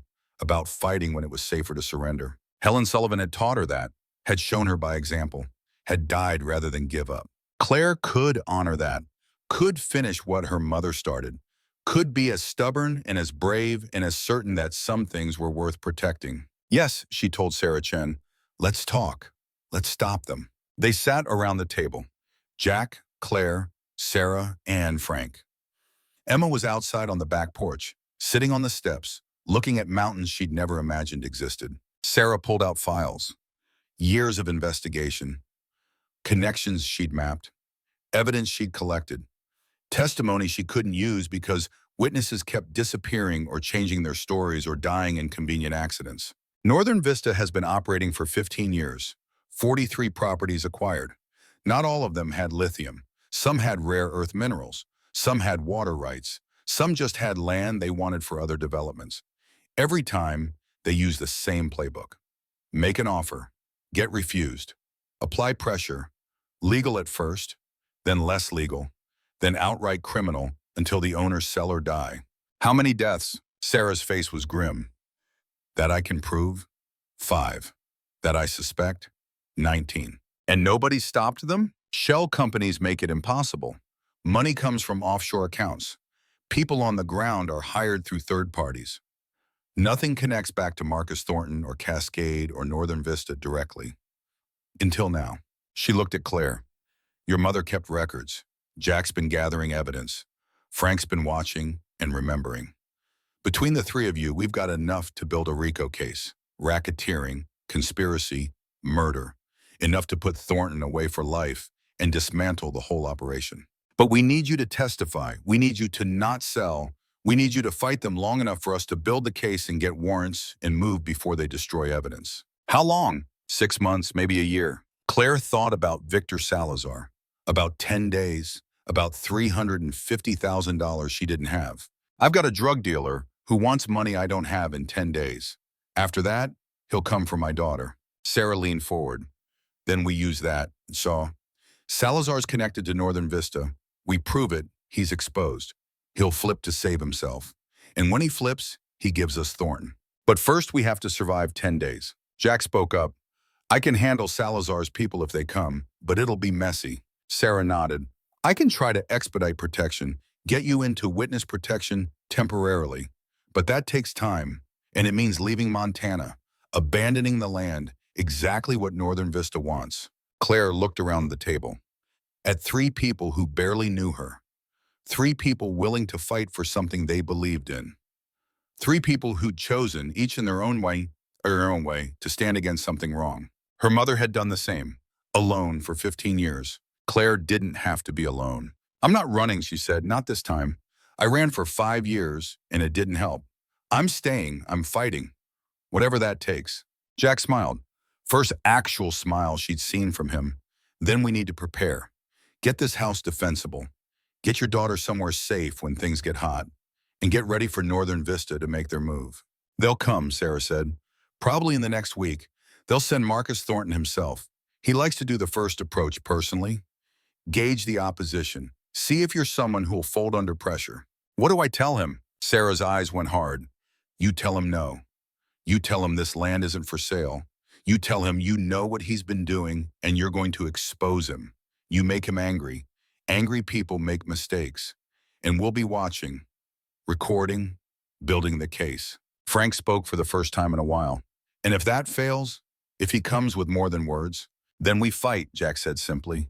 And we make damn sure they know what it costs to threaten a woman and a 5-year-old girl.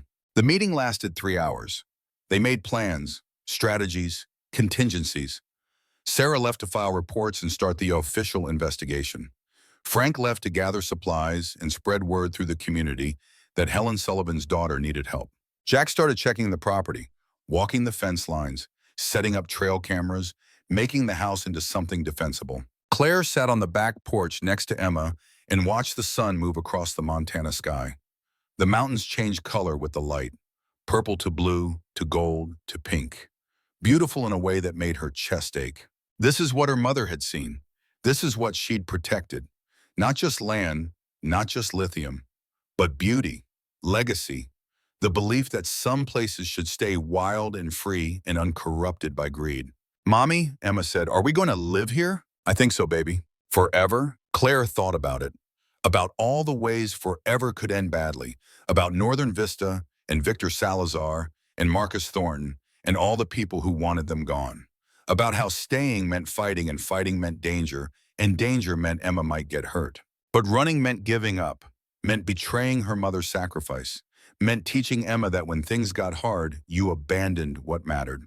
Forever, Claire said. We're going to live here forever. Emma leaned against her. I like it here. It's pretty. Yes, baby, it's pretty. That night, Jack showed Claire the rest of the house. The basement where he'd been sleeping. The bedrooms upstairs where Helen had stayed on her rare visits. The closet full of supplies. Food, water, first aid. The preparations of someone who knew trouble was coming. And in the master bedroom, in a trunk pushed against the wall, Claire found what she'd been looking for without knowing it. Photographs, hundreds of them. Emma through the years, but also older photos. Claire as a baby, as a child, as a teenager. Her father young and smiling, holding baby Claire. Her mother younger than Claire could remember, laughing at something off camera. A family that had existed once, before death, before silence, before 11 years of separation. And underneath the photographs, letters. Not the 47 Claire had sent that got returned. Different letters. Letters Helen had written but never sent. 214 letters across 11 years. One every other week, like clockwork. Claire opened one at random, dated June 2017. My darling Claire, it's been 8 years since you left. 8 years since I heard your voice. I saw photos of Emma today. She's 3 now. Beautiful. She has your eyes and your smile, and I've never held her. That's my fault. I was too afraid to reach out. Too afraid you'd reject me the way I thought I'd rejected you.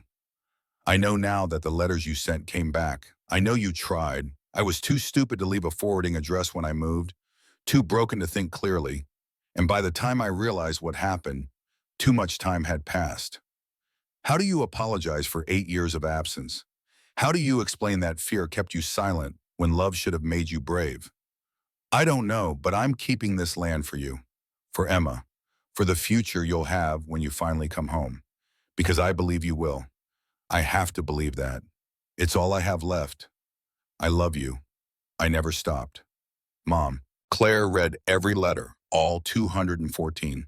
By the time she finished, the sun was coming up again. Jack found her sitting on the floor surrounded by paper and tears. He didn't say anything, just sat down beside her. Let her cry.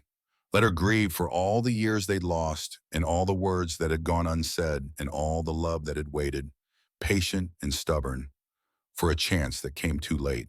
When she could speak again, Claire asked the question that had been haunting her since Phoenix. Did she suffer at the end? Jack was quiet for a long time. Then, I don't know, I wasn't there, but I know she didn't give up. She held on long enough to make sure everything was in place. Long enough to protect you one last time. That's not suffering. That's fighting. That's love. Claire wiped her eyes. I'm going to make them pay. Northern Vista, Marcus Thornton, everyone who hurt her. Good. Jack stood up, offered her his hand. Then let's get started.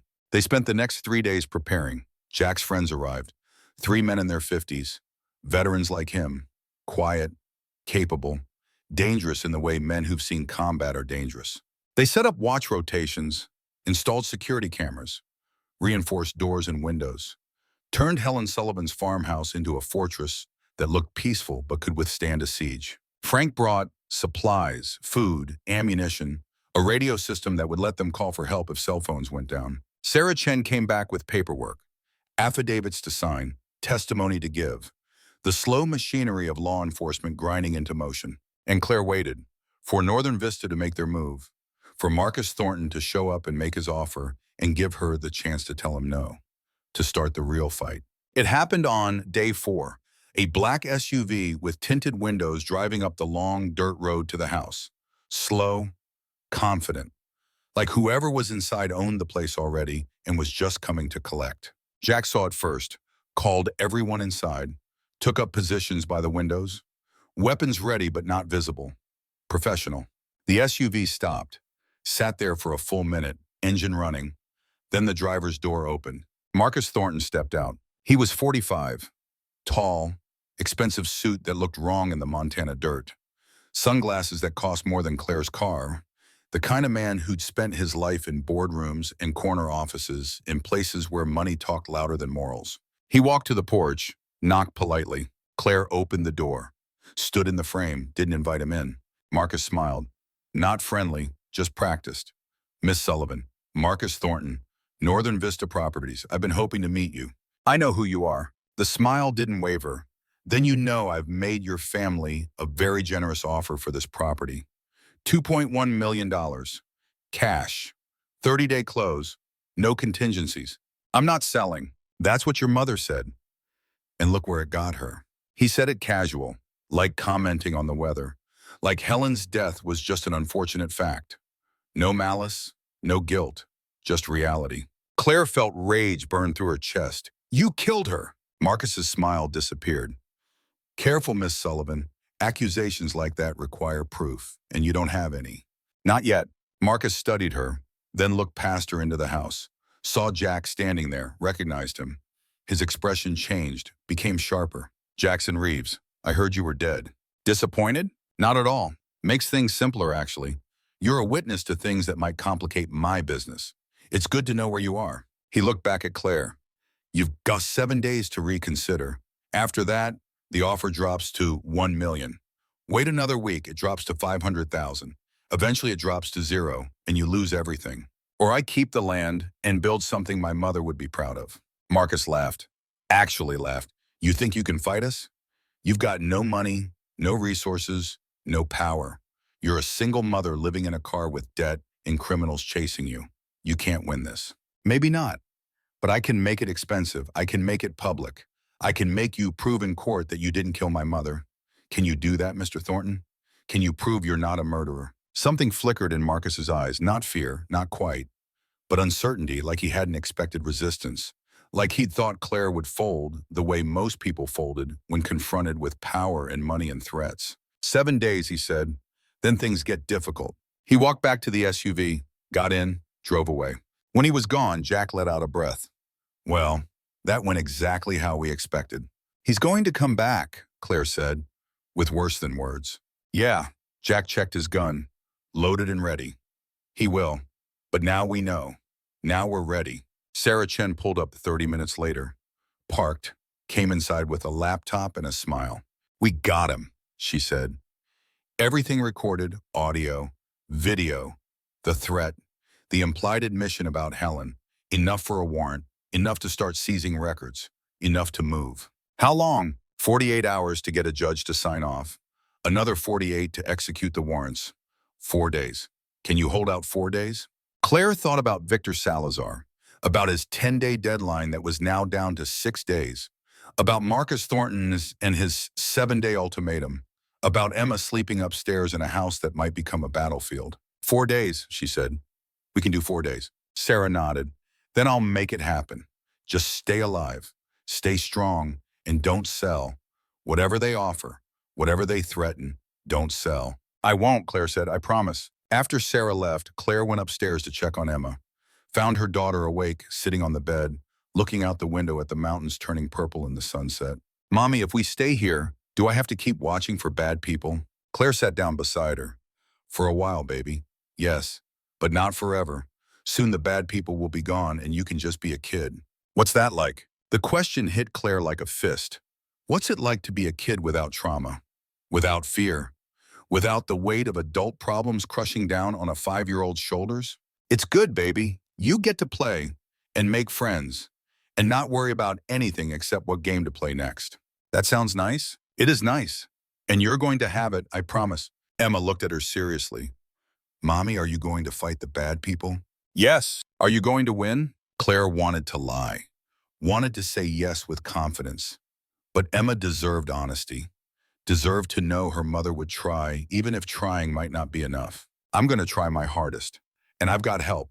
Jack and Frank and Sarah. We're all going to fight together. Like superheroes? Exactly like superheroes. Emma smiled.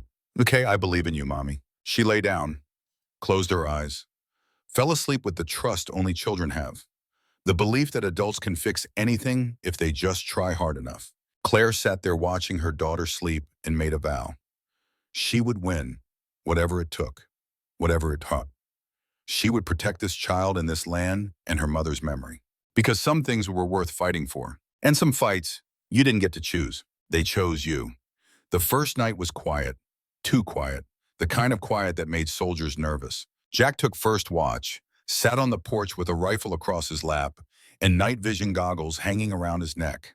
His 3 friends rotated through the other shifts. Miller on the south perimeter, Rodriguez watching the access road, Thompson covering the back where the forest pressed close to the house. 4 veterans who'd seen combat in places most Americans couldn't find on a map. 4 men who knew the difference between paranoia and preparation. Claire couldn't sleep, lay in bed listening to the house settle and the wind move through the pines and the occasional crackle of a radio as the men checked in with each other. Every hour, on the hour, professional. Emma slept beside her, peaceful, trusting, believing her mother could protect her from everything. Claire hoped she was right. Morning came cold and bright, frost on the grass, the mountains sharp against the sky, so blue it hurt to look at. Beautiful, deceptive, like calm before storms. Jack made coffee and eggs, fed everyone. They ate in shifts, someone always watching, always ready. Sarah Chen called at 8.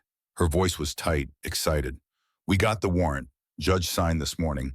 FBI's executing searches on Northern Vista offices in Missoula, Cascade headquarters in Seattle, and Marcus Thornton's home in Bellevue. Simultaneous. Starting at 10. 2 hours, Claire said. 2 hours until they know we're coming. Until Thornton realizes you're not just refusing to sell. You're actively cooperating with federal investigation. That changes things. How? People get desperate when they're cornered. Desperate people do desperate things. You need to be ready. We're ready. Sarah was quiet for a moment. There's something else. We picked up chatter, phone intercepts. Thornton made 3 calls yesterday after leaving your property. One to his lawyer, one to his banker, one to a number registered to a burner phone in Phoenix. Victor Salazar. Probably. The call lasted 47 seconds.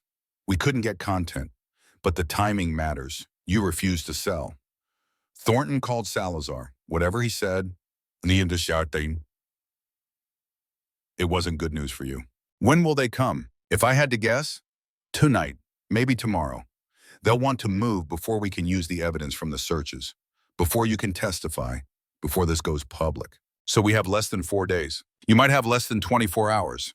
I'm sorry, Claire. I'm moving as fast as I can, but the law is slow and violence is fast. Then we'll be ready for violence. Sarah hung up. Claire looked at Jack. He'd heard everything on speakerphone. His expression hadn't changed. Still calm, still ready.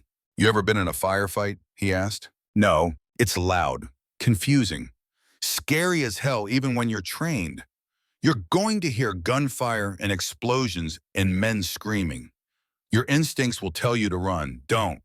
Running gets you killed. Stay low, stay behind cover, protect Emma. Let us handle the rest. What if you can't handle it? Jack's eyes went hard. Then you shoot anyone who comes through that door who isn't wearing a badge. I put a 9mm in the upstairs closet, loaded, safety on. You know how to use it? No. He spent the next hour teaching her how to hold it, how to aim, how to breathe and squeeze instead of pull, how to not close her eyes when she fired. Basic fundamentals that might save her life. Claire's hands shook the first few times, but by the end, she could hit the target Jack set up in the basement. Center mass, 3 shots. Good enough.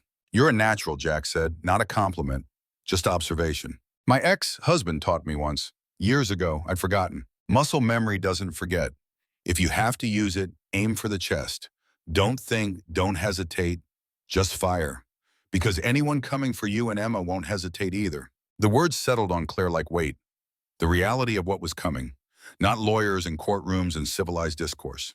Violence. The kind that left bodies and blood and trauma you carried forever. But what choice did she have? Run again? Sell? Give up everything her mother died protecting? Teach Emma that when evil came, you surrendered? No. Some things you fought for, some lines you didn't cross, some stands you took even when you were terrified. This was that stand? The call came at noon. Frank's voice on the radio. Truck approaching, moving slow. Looks like sheriff's department. Jack grabbed binoculars, watched the road.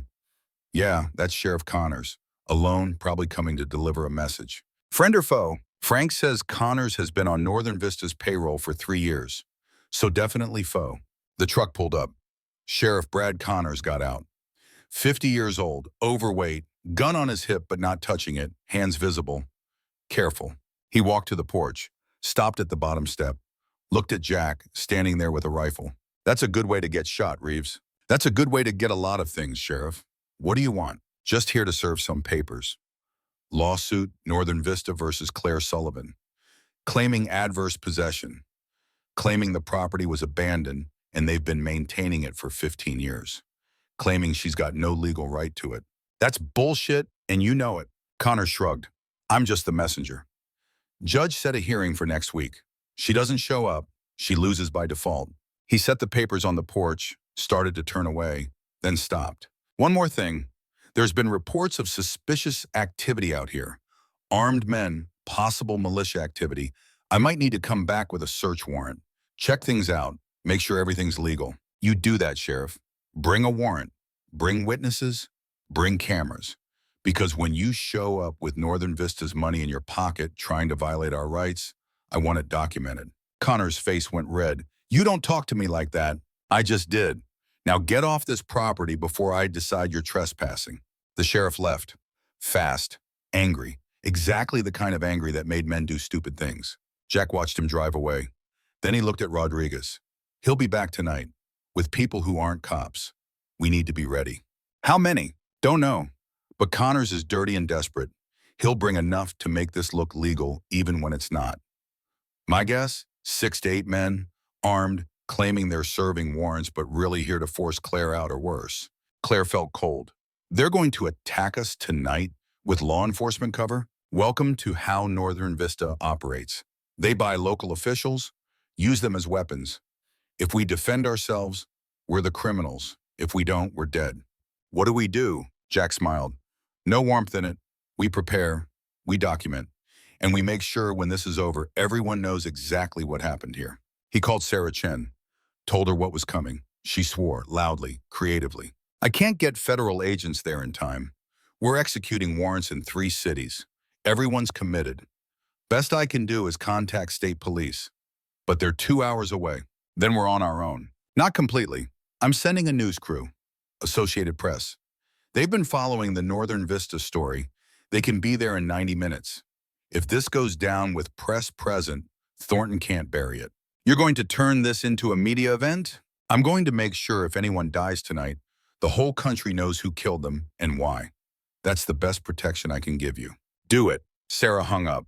Jack gathered everyone, drew diagrams, assigned positions, planned fields of fire, set up cameras and floodlights in everything that would turn darkness into disadvantage for attackers. Then he looked at Claire.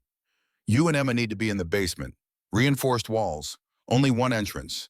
If it goes bad up here, you hole up down there and don't open the door for anyone except me or Frank or someone with a badge you can verify. What if they get through? Then you use what I taught you, and you fight like your life depends on it, because it does. Emma came downstairs carrying her rabbit, sensing tension again, reading the room the way traumatized children learn to read rooms. Mommy, are the bad people coming? Claire knelt down, pulled her daughter close. Yes, baby. Tonight, probably. But we're ready. Jack and his friends are going to protect us, and I'm going to protect you. Nothing's going to happen to you, I promise. Emma looked at her seriously. What if the bad people are stronger? Then we'll be smarter and braver. And we won't give up, because that's what Grandma taught us. Never give up. Okay, Emma said. I believe you. If only it was that simple. If only belief was armor. If only love could stop bullets. But it couldn't. So Claire did what mothers have done since the beginning of time. She held her daughter. She lied about safety. She promised things she couldn't guarantee. She tried to be strong enough for both of them. And she waited for darkness. The news crew arrived at 2, reporter and cameraman, young, eager, scared when they understood what they were walking into. You're sure about this? The reporter asked. People might die tonight. That's exactly why I'm sure, Sarah Chen said over the phone. If people die and there's no witnesses, Northern Vista makes it disappear. If people die on camera, they can't hide. The reporter set up on a ridge 300 yards away. Good view, good cover, far enough to be safe, close enough to film everything. Jack approved. Smart, professional. They know what they're doing. Sunset came at 6:15. The sky turned gold, then orange, then purple. Beautiful and indifferent to human violence. The mountains watched. The wind blew. The world kept turning. 7 o'clock. Full dark. Temperature dropping fast. 7:30. Still nothing. 8 o'clock. Motion on the access road. Jack's voice on the radio. Quiet. Controlled. Here we go. 4 vehicles. Looks like sheriff trucks, but something's wrong. Too many men, armed with rifles, not service weapons. This is it. Claire was in the basement with Emma. Could hear everything through the radio. Could picture it. 4 trucks full of men coming to take her land or take her life. Could feel her heart pounding and her hands shaking and the gun heavy in her grip. Emma sat on a cot playing with her rabbit, humming quietly, pretending nothing was wrong, 5 years old and already expert at denial as survival mechanism. The truck stopped at the property line. Doors open. Men got out. Claire heard Jack's voice counting them. 12. All armed. Connors is with them, but hanging back. Looks like he brought private security. Mercenaries. This is bad.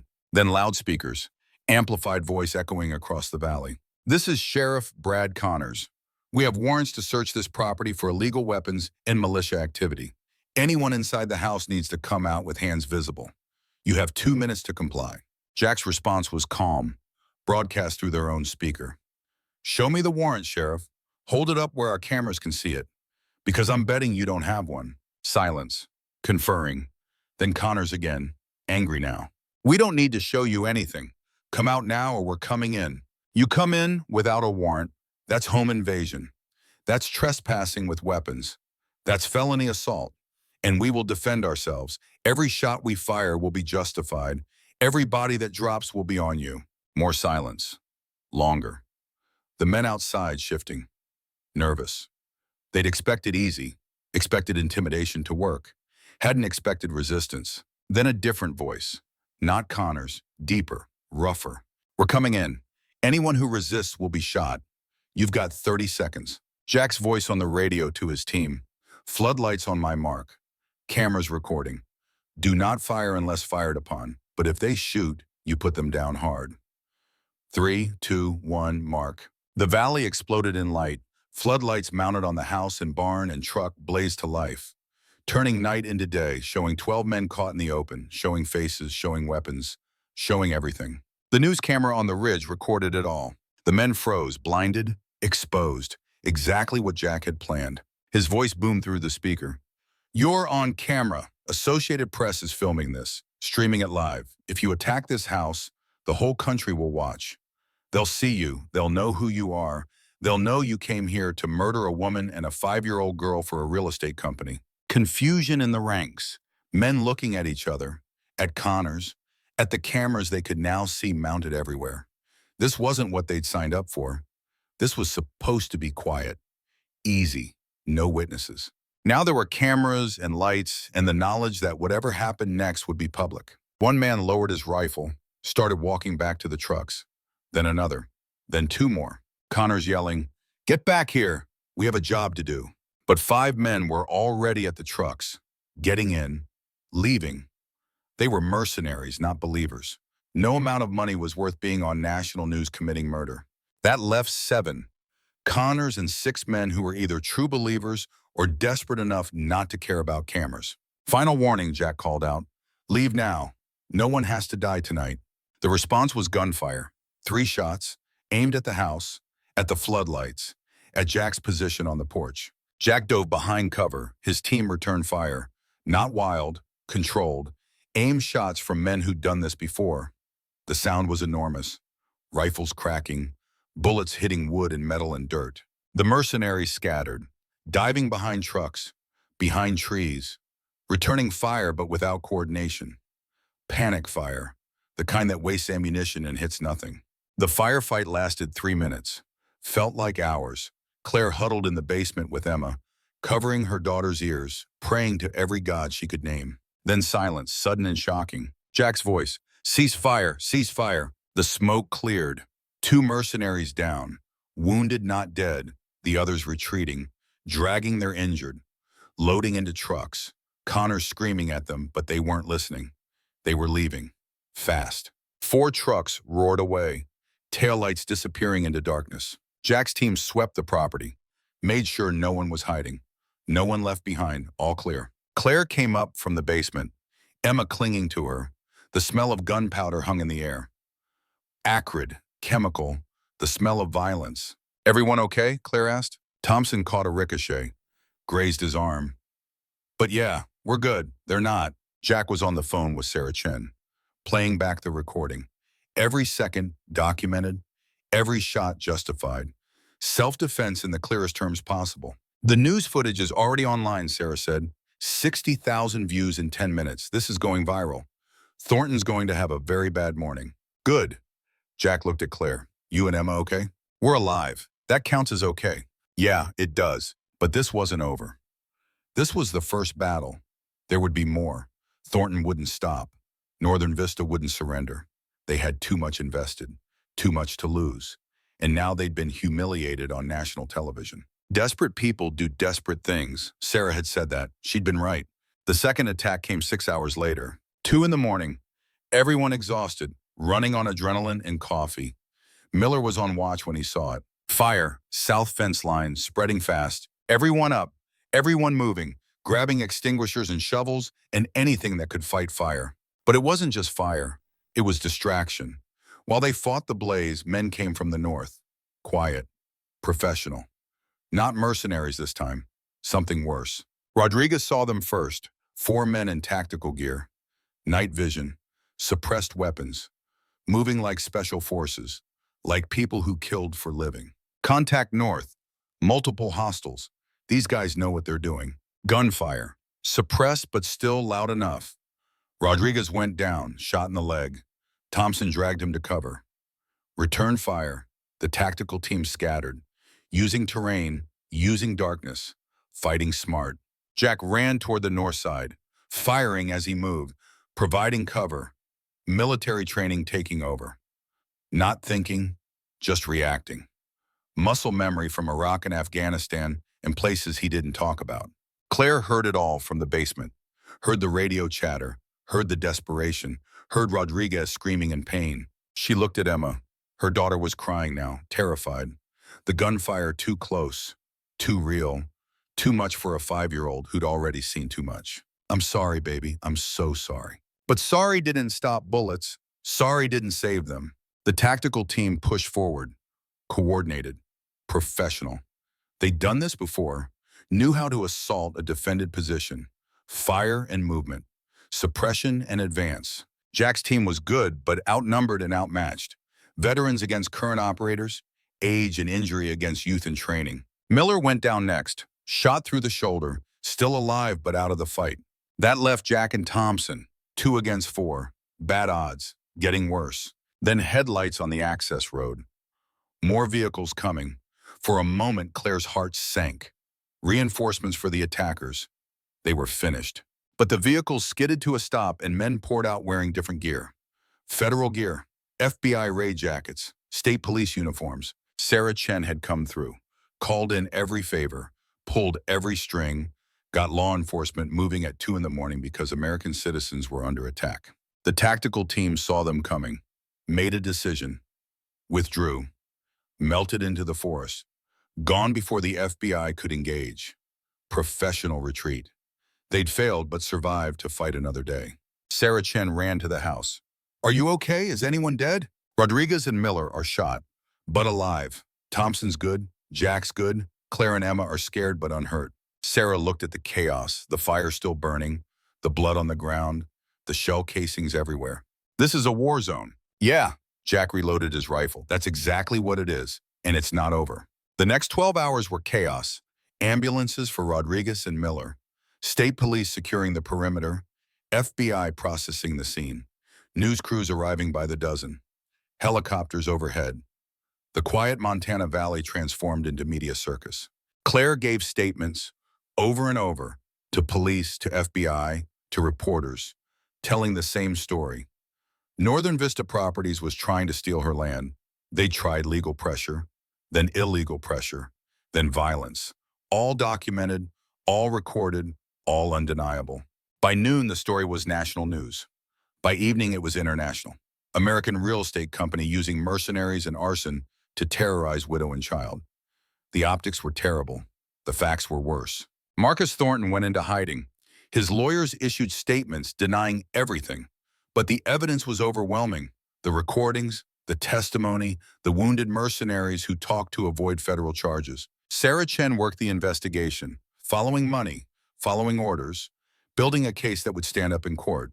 RICO charges, conspiracy, attempted murder. Enough to put Thornton away forever and dismantle Northern Vista completely. But it took time, and time was a luxury Claire didn't have. Victor Salazar's deadline had arrived. The call came at 2 in the afternoon, Claire's prepaid phone, a number she didn't recognize. She answered, said nothing, waited. Miss Sullivan. Victor Salazar's voice. Smooth, almost friendly. I've been watching the news. Very impressive. You've made quite a scene. What do you want? The same thing I've always wanted. $350,000. Derek's debt, plus interest, plus the inconvenience you've caused. I don't have it. Oh, I think you do. I think you've got offers for that land worth millions. I think you can find $350,000 if you're motivated enough. I'm not selling. Not to you, not to Northern Vista, not to anyone. Victor sighed. That's disappointing. I was hoping we could resolve this peacefully, but you forced my hand. I'll be there tonight. With men. We're going to have a conversation. You're going to make a choice. Pay me or lose something precious. The threat was clear. Emma. He was coming for Emma. You touch my daughter and I'll kill you myself. Victor laughed. Brave words from a woman hiding behind FBI agents and news cameras. But they won't be there forever. Eventually they'll leave. Eventually you'll be alone. And then we'll see how brave you are. He hung up. Claire stood there shaking. Not fear, rage, Pure burning rage at a man who would threaten a 5-year-old. At a system that let men like him exist. At a world where mothers had to fight just to keep their children safe. Jack saw her face. What happened? Salazar, he's coming tonight. Let him come. We're ready. But were they? 2 men down, everyone exhausted.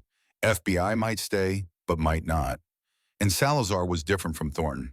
Thornton wanted land. Salazar wanted money, wanted revenge, wanted to hurt Claire for defying him, wanted Emma. Sarah Chen made calls, tried to get protection, but resources were stretched. The FBI couldn't spare agents for personal security. State police were already at the property but couldn't stay indefinitely. Eventually, Claire would have to face this alone. Unless she paid, unless she sold something. Anything. Enough to satisfy Salazar and make him go away. She thought about the lithium rights, about the $500 million under her feet, about leasing the mining rights for enough money to pay everyone and protect Emma and still keep the land. But that felt like surrender, like letting the bad guys win, like teaching Emma that when evil threatened, you bargained instead of fought. No, there had to be another way. Frank had been quiet most of the day, watching, listening, thinking. Now he approached Claire with an idea. I know someone, former Deputy U.S. Marshal, specializes in witness protection and threat management. If anyone can keep you and Emma safe from Salazar, it's her. How much? Frank shook his head. She owes me a favor. Big one. From 20 years ago, I never collected. I'll collect now. She'll come. Tonight. She'll help. Why would you do that for us? Because your mother was my friend. Because you're doing the right thing. Because that little girl deserves a childhood without fear. That enough reasons? Claire felt tears sting. More than enough, thank you. The marshal arrived at 4. Her name was Catherine Ross, 58. Gray hair, eyes that had seen everything and were surprised by nothing. She spent an hour assessing the situation, asking questions, making plans. Then she looked at Claire. You've got 2 choices, run or fight. Running means witness protection, new names, new lives. You'd be safe, but you'd lose the land. Everything your mother died protecting. And fighting? Fighting means staying, facing Salazar. But on our terms, with preparation, with advantage, with the understanding that this ends tonight one way or another. How do we end it? Catherine smiled. Cold and professional. We give him what he wants. Sort of. That night they set a trap. It was Catherine's plan. Simple, effective, brutal. They put word out through Frank's contacts. Claire was ready to deal, ready to pay. Wanted to meet Salazar in person.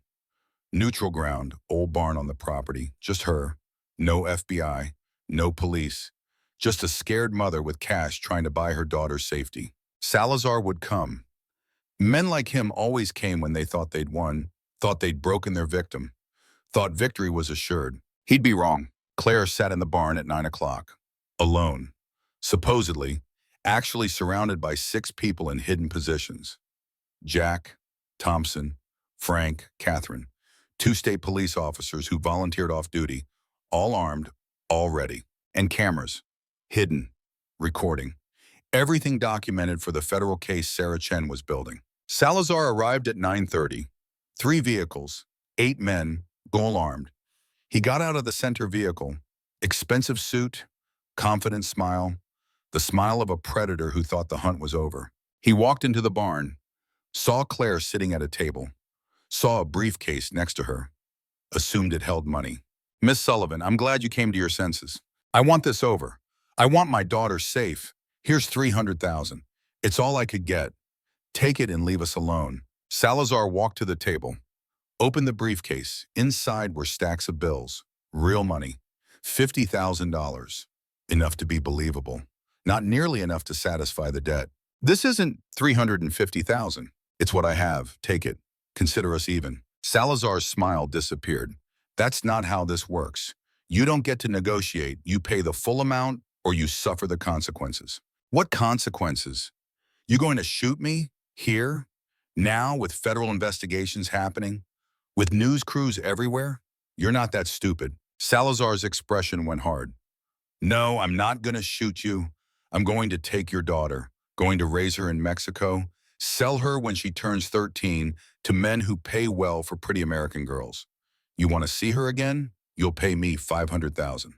Not 350, 500. The rage that filled Claire was something primal, something ancient.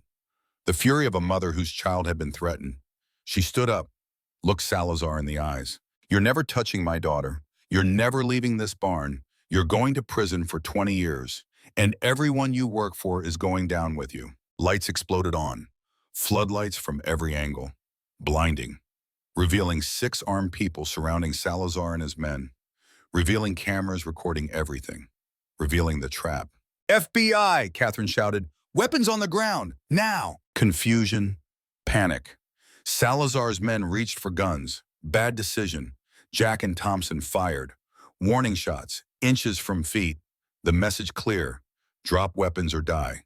They dropped them. All of them. Hands up, surrendering. Salazar stood frozen. Understanding. He'd been set up. Recorded threatening to kidnap and sell a child. Recorded demanding money. Everything he'd said was federal crime. Everything documented. You played me, he said to Claire. No, I gave you a chance to walk away. You chose to threaten my daughter. That was your choice. Now you live with it. State police moved in, cuffed everyone, read rights, loaded them into vehicles. Sarah Chen appeared. She'd been watching from the ridge, waiting for exactly this. She looked at the recording, smiled. Got him. We've got Salazar dead to rights. Kidnapping conspiracy, extortion. He'll flip on Thornton to avoid life in prison. This is over, Claire. You won. Claire didn't feel like she'd won. She felt tired, hurt, scared, but also something else. Something like pride. She'd fought, she'd survived. She'd protected her daughter and her mother's memory and the land that meant something. She'd stood when it was easier to run, fought when it was safer to surrender, refused to let evil win just because evil was stronger. That counted for something, had to count for something. Emma came running from the house where she'd been hiding, ran straight to Claire. Mommy, are the bad people gone? Claire picked her up, held her tight. Yes, baby, the bad people are gone. We're safe now. Forever? Forever. It was almost true. Salazar was arrested, his men arrested, Thornton's lawyers negotiating surrender, Northern Vista's assets frozen, the machinery of justice grinding forward. But there would be trials, testimony, years of legal battles, and other companies would come eventually, other people wanting the lithium, wanting the land, wanting to take what wasn't theirs. The fight wasn't over, would never really be over, but tonight, this battle, they'd won. And sometimes that had to be enough. Jack found Claire an hour later, sitting on the porch where her mother had sat, looking at mountains her mother had looked at, protecting land her mother had died protecting. You did good, Jack said. Helen would be proud. I'm not sure I did anything except survive. Sometimes that's everything. Sometimes survival is the victory. Claire thought about that, about 5 years of surviving, about her mother's 15 years of surviving, about all the people who'd come before them, who'd held this land and protected it and passed it on because some things mattered more than money or comfort or safety. Legacy, that's what this was about. Not lithium or real estate or profit.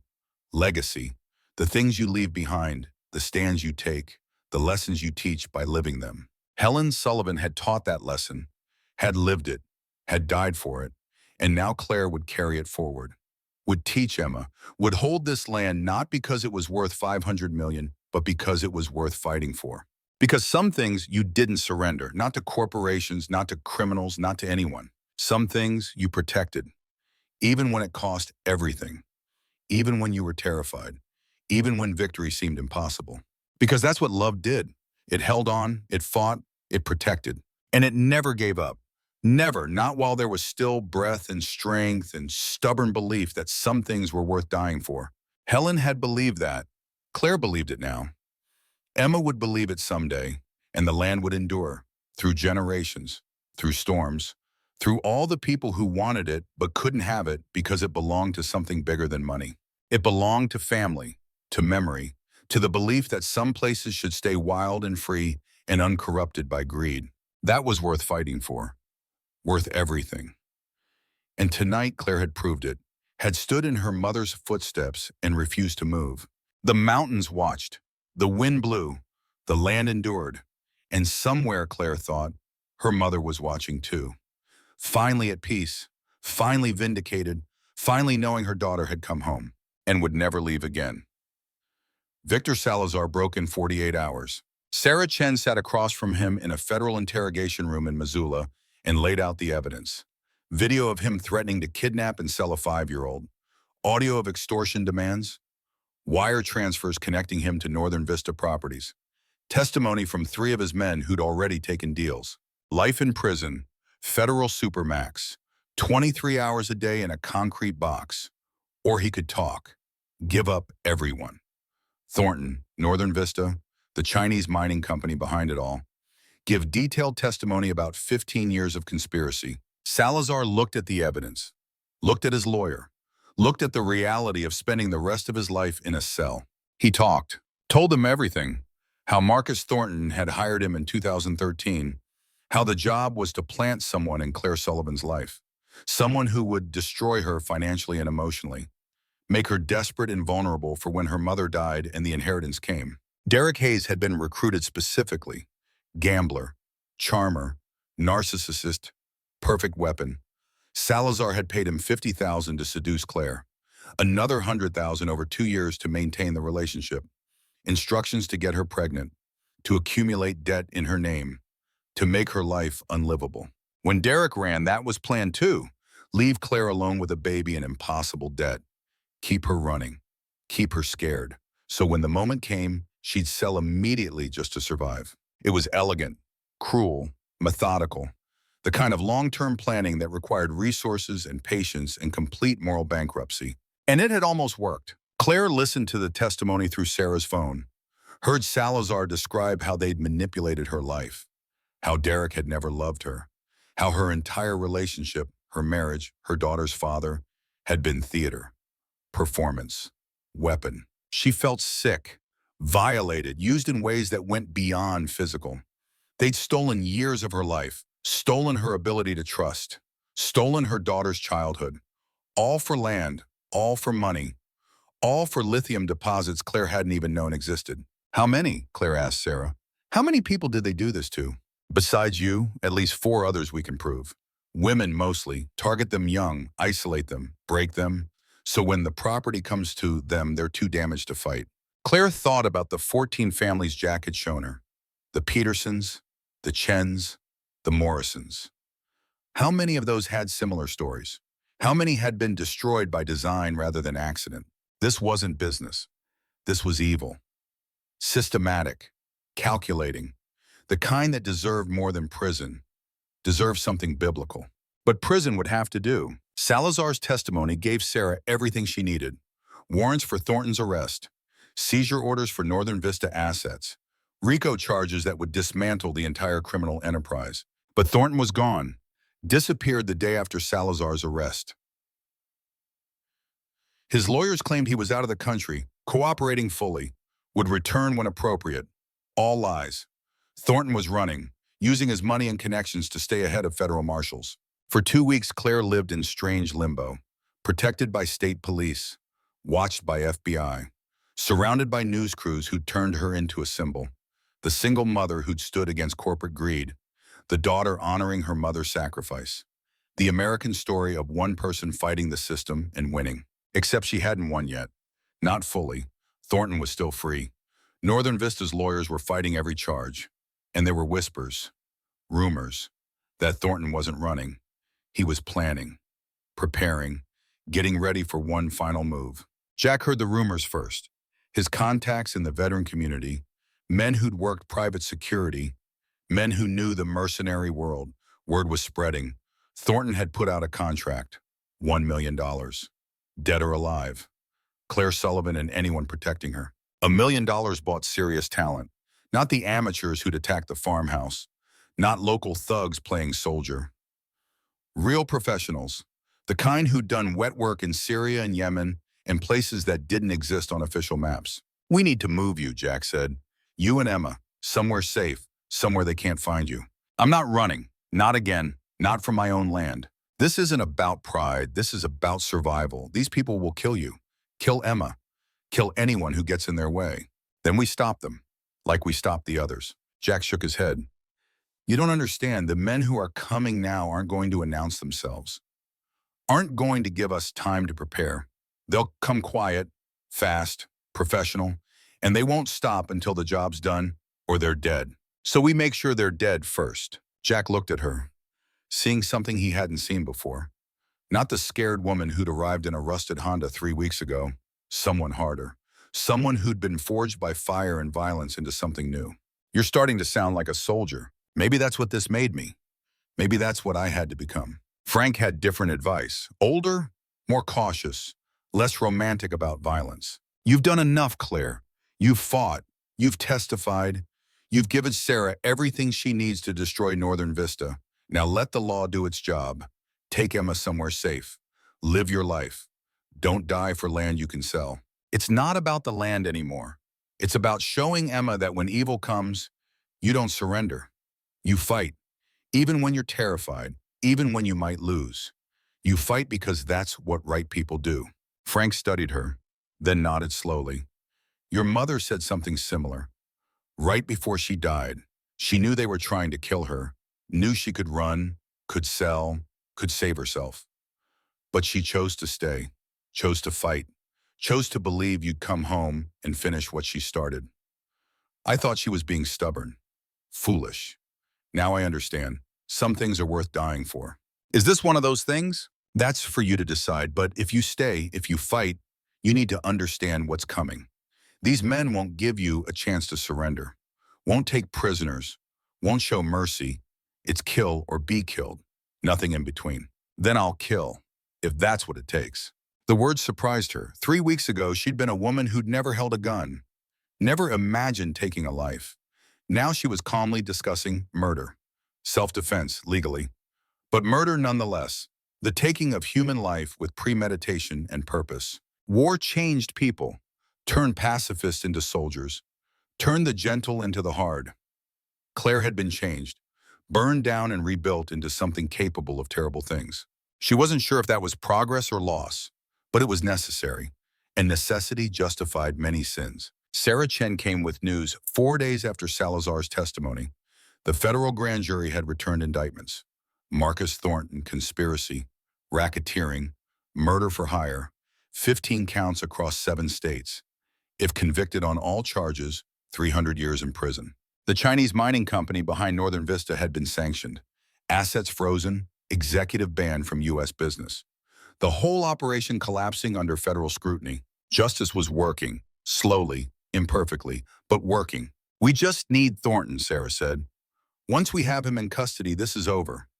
Northern Vista dissolves. The land is yours free and clear. You win. How long until you find him? Could be days. Could be months.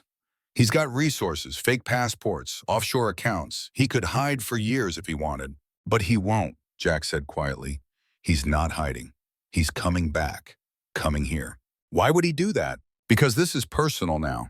This stopped being about business the moment Claire refused to sell, stopped being about money when his company collapsed. Now it's about pride, revenge, proving he's still in control. He'll come, soon, and he'll come with enough firepower to make sure it ends his way. The attack came on a Tuesday.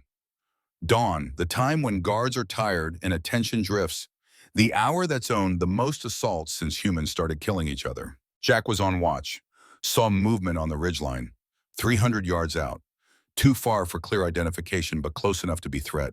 He woke everyone, quiet, professional, no panic, just preparation, weapons checked, positions taken, cameras activated, everything they'd drilled for the past 2 weeks. The sun rose red, smoke from distant fires painting the sky. The mountains black silhouettes against crimson, beautiful and ominous, the kind of morning that felt like endings. Movement stopped on the ridge. Nothing visible, nothing moving, just the knowledge that someone was out there, watching, planning, waiting. Jack used binoculars, thermal imaging, saw heat signatures, 5, no, 6, spread out, professional spacing, overlapping fields of fire. These were the ones they'd been warned about, the professionals, the men worth Thornton's $1 million contract. "Radio check," Jack said quietly. Everyone responded. Thompson on the south corner, Miller recovered from his wound on the north. Rodriguez in the barn with a scoped rifle. Frank in the house with Claire and Emma, all accounted for, all ready. The waiting was its own kind of torture. Minutes crawling past, nothing happening but knowing something would. Soon. Inevitably. Like watching a storm approach and knowing you couldn't stop it. Then the radio crackled. Rodriguez, sniper. West Ridge, just saw muzzle flash reflection. Everyone down. The first shot came half a second later. Supersonic crack, bullet hitting exactly where Jack had been standing. If Rodriguez hadn't seen the reflection, Jack would be dead. Suppressing fire. Return fire toward the West Ridge, not aimed, just enough to make the sniper move. Relocate. Buy time. The assault came from 3 directions simultaneously. Military precision, fire, and movement. Suppression and advance. 2 men from the north, 2 from the south, 1 from the east. The sniper providing overwatch from the west. 6 operators against 5 defenders. Even odds, except the operators were younger, better equipped, more experienced. The firefight was nothing like the previous attacks. No chaos, no panic fire. Just professional soldiers doing professional work. Controlled bursts, aimed shots, steady advance under covering fire. Thompson took a round through his vest, knocked him down but didn't penetrate. He rolled to cover, kept firing, training overriding pain. Miller's position got hit with rifle grenades. Smoke, flash, concussion. He stumbled out, disoriented, got hit twice in the leg, went down hard, still alive but out of the fight. That left Jack, Rodriguez, and Frank. 3 against 6. Bad odds. Getting worse. Claire heard everything from the basement. The gunfire, the explosions, the radio chatter getting more desperate. She held Emma in the 9mm Jack had given her and tried not to imagine everyone dying while she hid. "Mommy, I'm scared." "I know, baby. Me too." "Are the bad people going to win?" "No, the good people always win, always." Another lie. Good people lost all the time. The world was full of graves holding good people who'd fought evil and lost. But 5-year-olds needed to believe in justice, needed to think the universe had moral order. Even when it didn't, even when the only justice came from the barrels of guns and the willingness to kill before being killed. Jack's voice on the radio, calm despite everything. "They're in the house, 2 of them. Frank, you've got company." Frank was ready, had been ready since the first shot. He knew the house, knew every corner, every doorway, every place to hide or ambush. Home territory advantage. The operators came through the front door, coordinated, covering each other, textbook room clearing. But Frank wasn't in the rooms they cleared. He was above them, in the attic with a shotgun and a hole in the floor and patience earned from 30 years of law enforcement. He waited until both operators were below him, exposed, focused on the wrong threat. Then he fired through the floor. Twice, heavy buckshot at close range. Devastating. Both operators went down, one dead instantly, the other wounded and disarmed. Frank dropped through the hole, old knees protesting but holding, kicked the wounded operator's weapon away. Zip-tied his hands, all while under fire from outside. 2 down, 4 to go. But the remaining operators adapted, pulled back, reassessed. These weren't amateurs who panicked when the plan failed. They were professionals who adjusted and overcame. The sniper took out the cameras, one by one, methodical, eliminating their surveillance advantage. Then he started working on the defenders, pinning them, making them stay in cover, creating opportunities for the assault team. Rodriguez tried to counter-snipe, scoped rifle against scoped rifle. But the enemy sniper was better, more experienced, shot Rodriguez through the shoulder. Not fatal, but enough to take him out of the fight. That left Jack, 1 man against 4 professionals. Impossible odds, suicide odds, the kind that got people killed in stupid, heroic ways that accomplished nothing. But Jack had been in impossible situations before. Fallujah, Helmand, places where survival meant being smarter and meaner and more willing to do terrible things than the enemy. He triggered the contingencies, the preparations they'd made for exactly this scenario. The house was rigged, not with explosives, nothing illegal, but with every defensive measure that was legal. Reinforced doors that could be sealed remotely, windows that could be shuttered with steel plates, turning the farmhouse into a bunker. He sealed it, locked the operators outside, bought time. But time for what? FBI was 40 minutes away. State Police 30. Either way, too long. The operators would breach the house in 10 minutes. Maybe less. They had explosive charges, cutting tools, everything needed to get through doors and walls. Claire's voice on the radio. Jack, take Emma and run. I'll hold them here. I'll buy you time. Absolutely not. I'm dead weight. I can't fight, can't help. But I can give you a chance to save my daughter. Please, take her and go. Jack wanted to argue, wanted to say they'd fight together, die together if necessary. But he looked at Emma, 5 years old, terrified, innocent, a child who deserved a life beyond this. Sometimes the mission wasn't winning.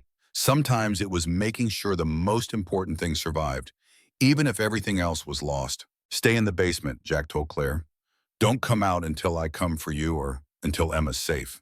Understand? I understand. He handed her extra ammunition, extra magazines, showed her how to reload under stress, how to clear a jam, how to keep fighting even when terrified. You're braver than you know, he said. Your mother would be proud. Tell her yourself, when you see her. Jack smiled, grim but genuine. I will. Then he took Emma, wrapped her in a blanket, held her close, spoke into his radio to Sarah Chen, who'd been monitoring everything remotely. I'm coming out, escaping through the tunnels. Have medical and backup ready at the northern extraction point. And Sarah, if I don't make it, make sure this kid knows her mother and grandmother were heroes. Make sure she knows they died protecting something that mattered. You're all gonna make it, Jack. Maybe, but in case we don't. He descended into this basement, found the hidden door Frank had helped install 2 weeks ago. Old root cellar that connected to a natural cave system. Emergency escape route that led 300 yards north into the forest. Claire was there, waiting. She hugged Emma, kissed her, told her to be brave, told her to listen to Jack, told her that Mommy loved her more than anything in the world. Emma cried, reached for her mother, but Jack pulled her away gently and carried her into the darkness. The last thing Emma saw was Claire standing alone in the basement with a gun in her hands and tears on her face. The tunnel was tight, dark, cold. Jack had a flashlight but kept it off most of the way. Navigation by memory and feel. Emma whimpering against his shoulder but trying to be quiet, being brave the way her mother asked. Behind them, sentient explosions, the operators breaching the house, coming for Claire, for blood and completion of the contract. Jack moved faster, ignoring the strain on his knees, the ache in his back, the years that made this harder than it should be. None of that mattered. Only the child in his arms mattered. Only getting her to safety mattered. They emerged in the forest, dark canopy, cold air, freedom that felt like abandonment because Claire was still back there, still fighting, still dying maybe while they ran. But this was the mission. This was what mattered. Jack kept moving, heading north, toward the extraction point, toward the FBI unit speeding toward them, toward safety. Emma spoke against his shoulder. Is Mommy going to die? No, sweetheart. Your mommy's tough. She'll be okay. You're lying. Smart kid. Yeah, I might be lying, but I'm also doing everything I can to make it true. Sometimes that's all you can do. Try your hardest and hope it's enough. They reached the extraction point. FBI vehicles were already there. Lights, agents, medical personnel. Sarah Chen running toward them. She took Emma, held her, looked at Jack. Where's Claire? Still at the house, holding them off, buying time. We need to go back. We need to help her. Jack shook his head. You need to keep this kid safe. That's the mission now. Claire made her choice. I'm going back alone. You can't. It's suicide. Probably. But I owe her mother. I owe Claire. And I don't leave people behind, ever. He took weapons from the FBI vehicle. Fresh rifle. More ammunition. Body armor. Then he turned and ran back toward the farmhouse, toward gunfire and explosions and almost certain death. Because that's what soldiers did. They went back. They fought. They died for their brothers and sisters in arms. And Claire had become that. Brother in arms, fellow warrior, someone worth dying for. The house was hell. Smoke, fire, bullet holes everywhere. The operators had breached and were clearing rooms, hunting Claire, getting closer to the basement where she waited. Jack came through the tunnel, emerged behind them, caught them by surprise. Opened fire. 2 operators went down before they could react. The other 2 spun, returned fire.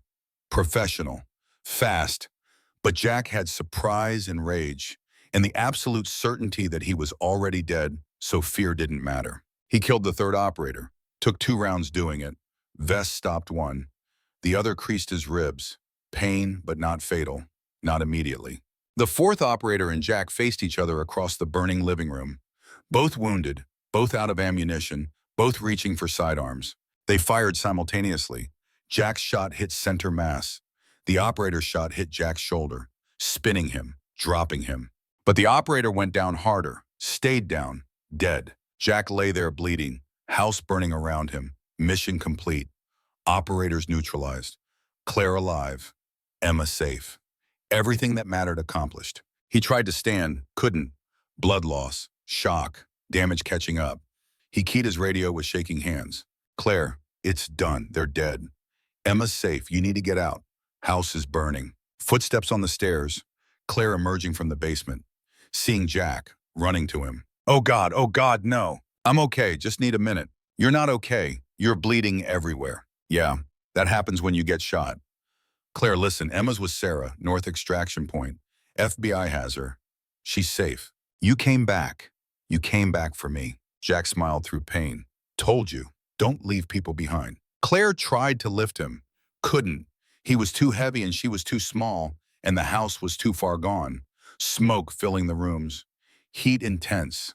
Structure groaning. Go, Jack said. Save yourself. No, not without you. Emma needs her mother. Don't die here when she needs you. Emma needs us both. Then you better figure out how to get me moving, because I can't do it alone. Claire tried, used every ounce of strength she had, dragged Jack toward the door. Inch by inch, the house collapsing around them, flames reaching, smoke choking. They almost made it, almost got to the door. Then the ceiling came down. Claire shielded Jack with her body, took the impact, beam across her back, crushing, trapping them both. For a moment, she thought this was it. This was how it ended. Both of them dying in Helen Sullivan's house, buried under the farmhouse Helen had protected for 15 years. Poetic maybe, tragic definitely. Then hands, strong hands, lifting the beam, dragging them out. FBI agents in firefighting gear. Sarah Chen's screaming orders. Medical personnel swarming. They pulled Claire and Jack from the burning house seconds before the roof collapsed completely. Laid them on the grass, started treatment, IVs, bandages, emergency medicine keeping them alive through sheer will and training. Emma broke free from the agent holding her, ran to Claire. Mommy, Mommy! Claire pulled her daughter close despite the pain, despite everything. I'm okay, baby. We're okay. The house is gone. Houses can be rebuilt. You can't. That's all that matters. Emma cried, Claire cried. Jack lay nearby trying not to bleed out while paramedics worked on him. The farmhouse burned to the ground.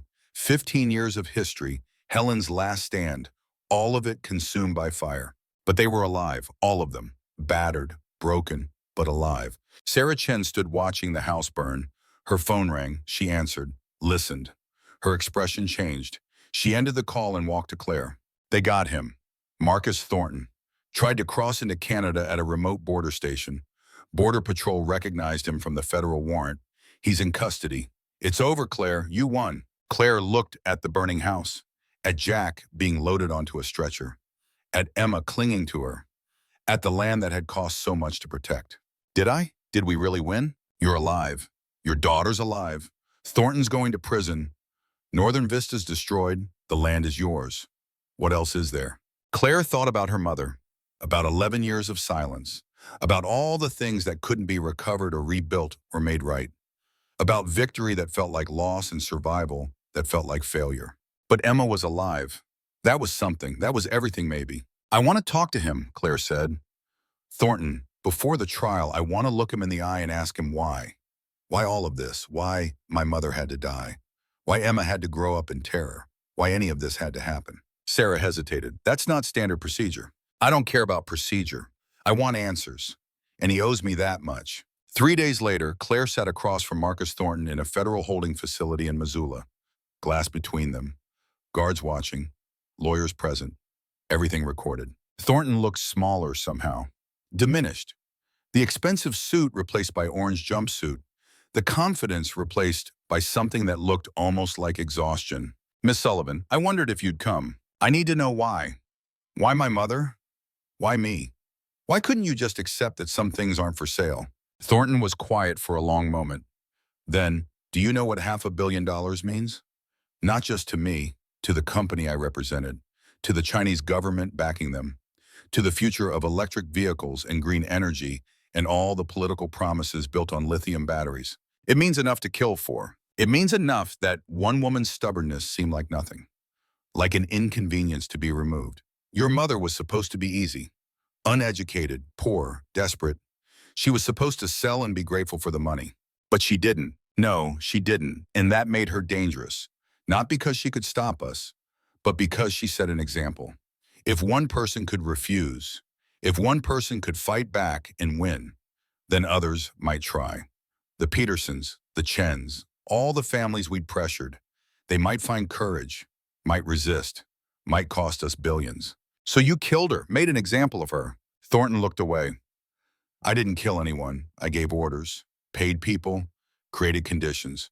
But I never pulled a trigger, never poisoned a well, never set a fire. I'm a businessman. I make deals and solve problems. By destroying lives, by doing what's necessary, by understanding that individual rights sometimes have to yield to greater good, to progress, to the future. My mother's life wasn't negotiable. My daughter's childhood wasn't a sacrifice you got to demand. We're not abstractions. We're people. And you destroyed us for money. Thornton met her eyes. I'm sorry, for what it's worth. I'm genuinely sorry. I thought I was building something important. Thought the ends justified the means. Thought people like your mother were acceptable losses. But they weren't. No, they weren't. And I'll spend the rest of my life in prison understanding that. But it doesn't change anything, doesn't bring your mother back, doesn't undo the trauma, doesn't make you whole. Claire stood up. You're right, it doesn't. But it ends the cycle. It stops you from hurting anyone else. And maybe that's enough. Maybe that's all justice ever is, making sure the evil stops, even if it can't be undone. She walked out, left Thornton sitting there with his regrets in his orange jumpsuit and his 300 years of federal prison time. Left him to whatever fate awaited men who'd sold their souls for profit. Outside, Emma was waiting with Sarah Chen. Jack was there too, arm in a sling, bandages visible, but standing, alive, recovering. Did you get your answers? Jack asked. I got something. Not sure if they're answers, but something. Good enough? Has to be. They drove back to Montana, to the land where the farmhouse had stood, where Helen had waited for 15 years, where Claire had made her stand, where so much had been lost and so much had been saved. The house was gone, but the land remained, the mountains unchanged, the valley still beautiful, the lithium still buried deep, worth $500 million to people who would never have it. Sarah had news. The federal government was filing eminent domain proceedings, taking the lithium rights for national security, fair market value compensation, $75 million, non-negotiable. Claire could have fought, could have hired lawyers, could have tried to keep all 500 million. But she was tired, tired of fighting, tired of violence, tired of watching people die for money. Take it, she told Sarah. 75 million is enough, more than enough. Use it right and it could help a lot of people. What will you do with it? Claire looked at the land, at the mountains, at the place where her mother had sacrificed everything. I'm going to build something, not a house, something bigger. A place for people who need second chances, for mothers running from violence, for veterans with PTSD, for anyone who needs land and time and space to heal. Like what your mother wanted, exactly like what my mother wanted. A legacy that matters, that helps people, that proves some things are worth more than money. Jack smiled. She'd be proud, stubborn, but proud. Yeah, I think she would be. The project took 2 years. During that time, trials happened. Thornton was convicted on all counts. 300 years. Life without parole. His associates followed. Northern Vista was dissolved, assets seized, the entire criminal enterprise dismantled. The Chinese mining company was sanctioned, banned from U.S. operations. The message clear: America's natural resources weren't for sale to foreign adversaries.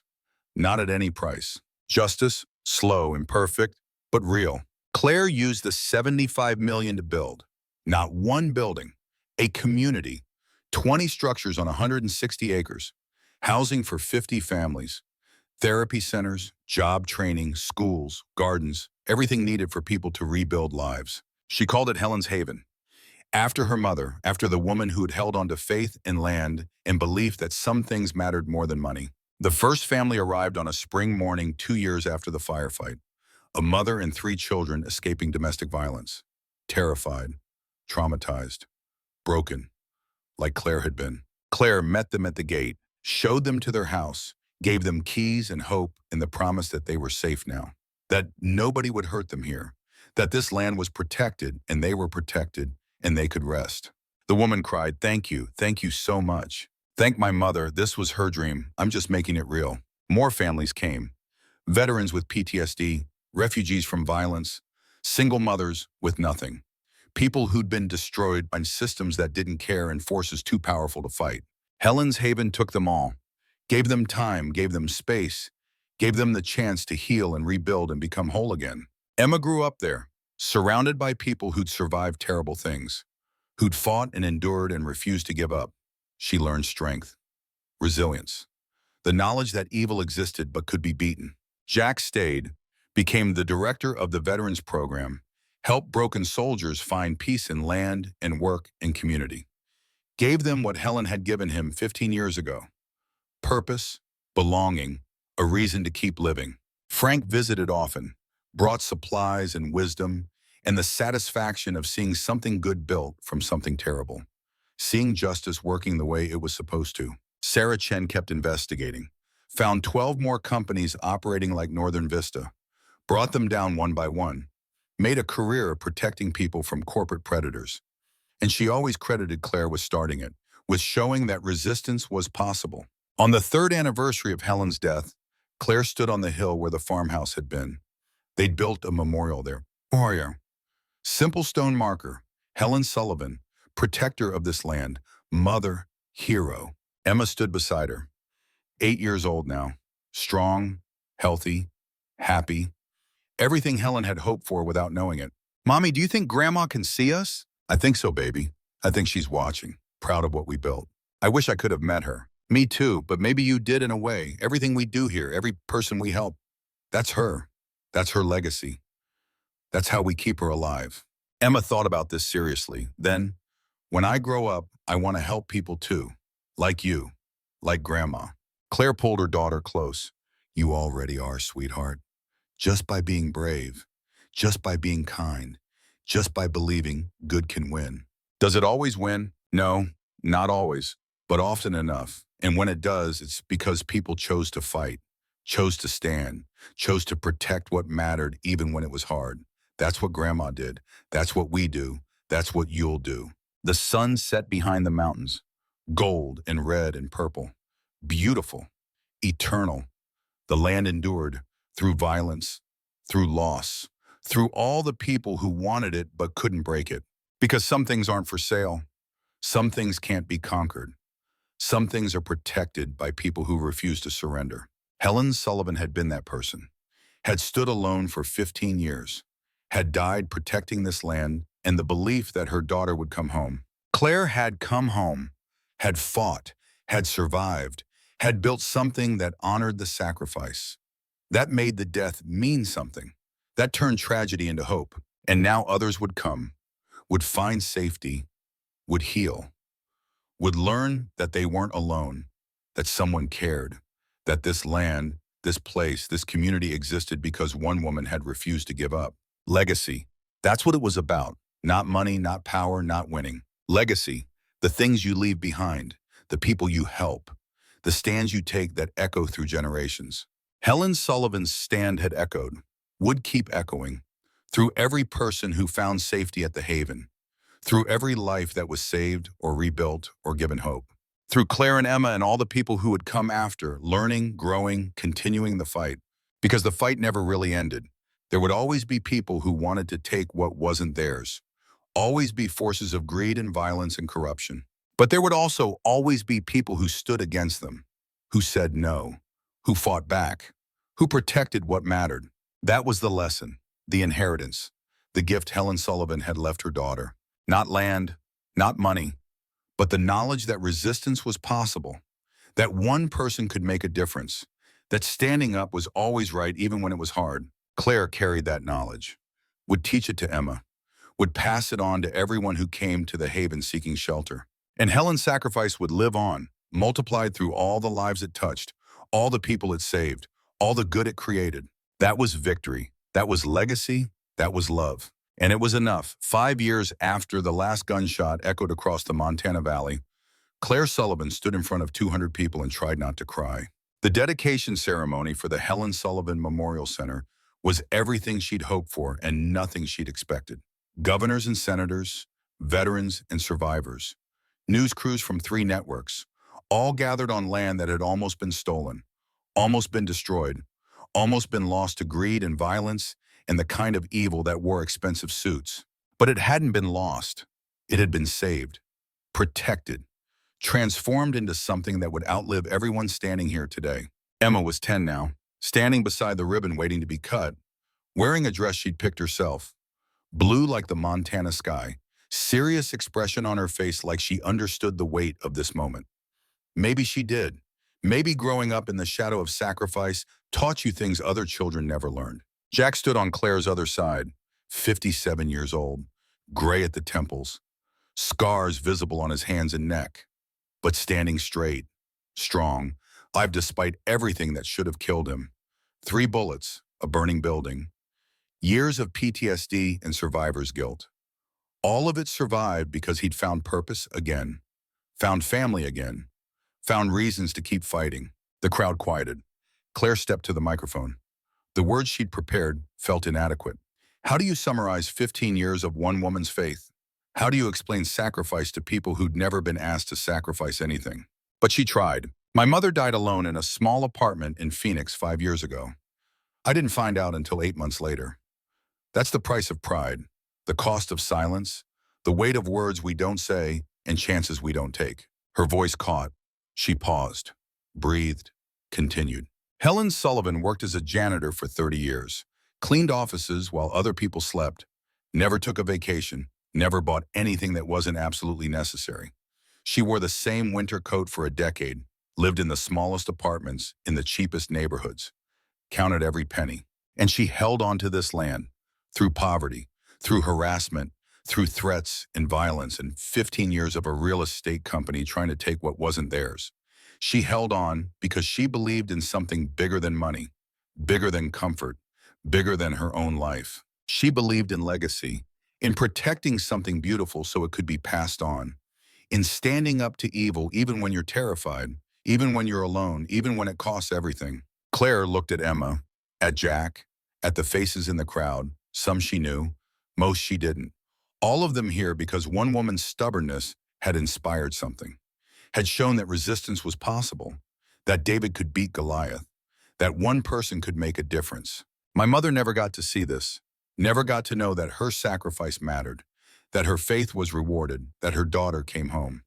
But I see it, and I'm going to make sure everyone knows what she did, what she stood for, what she died protecting. She gestured to the buildings behind her, 20 structures on 160 acres, housing, therapy centers, schools, workshops, everything needed for broken people to rebuild broken lives.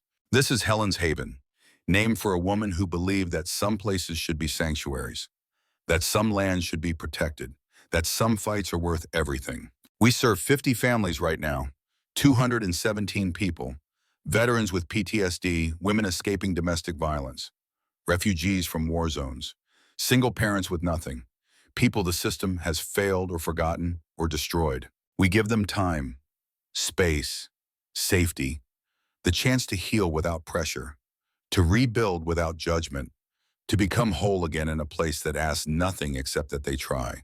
That was my mother's dream. Not consciously, maybe.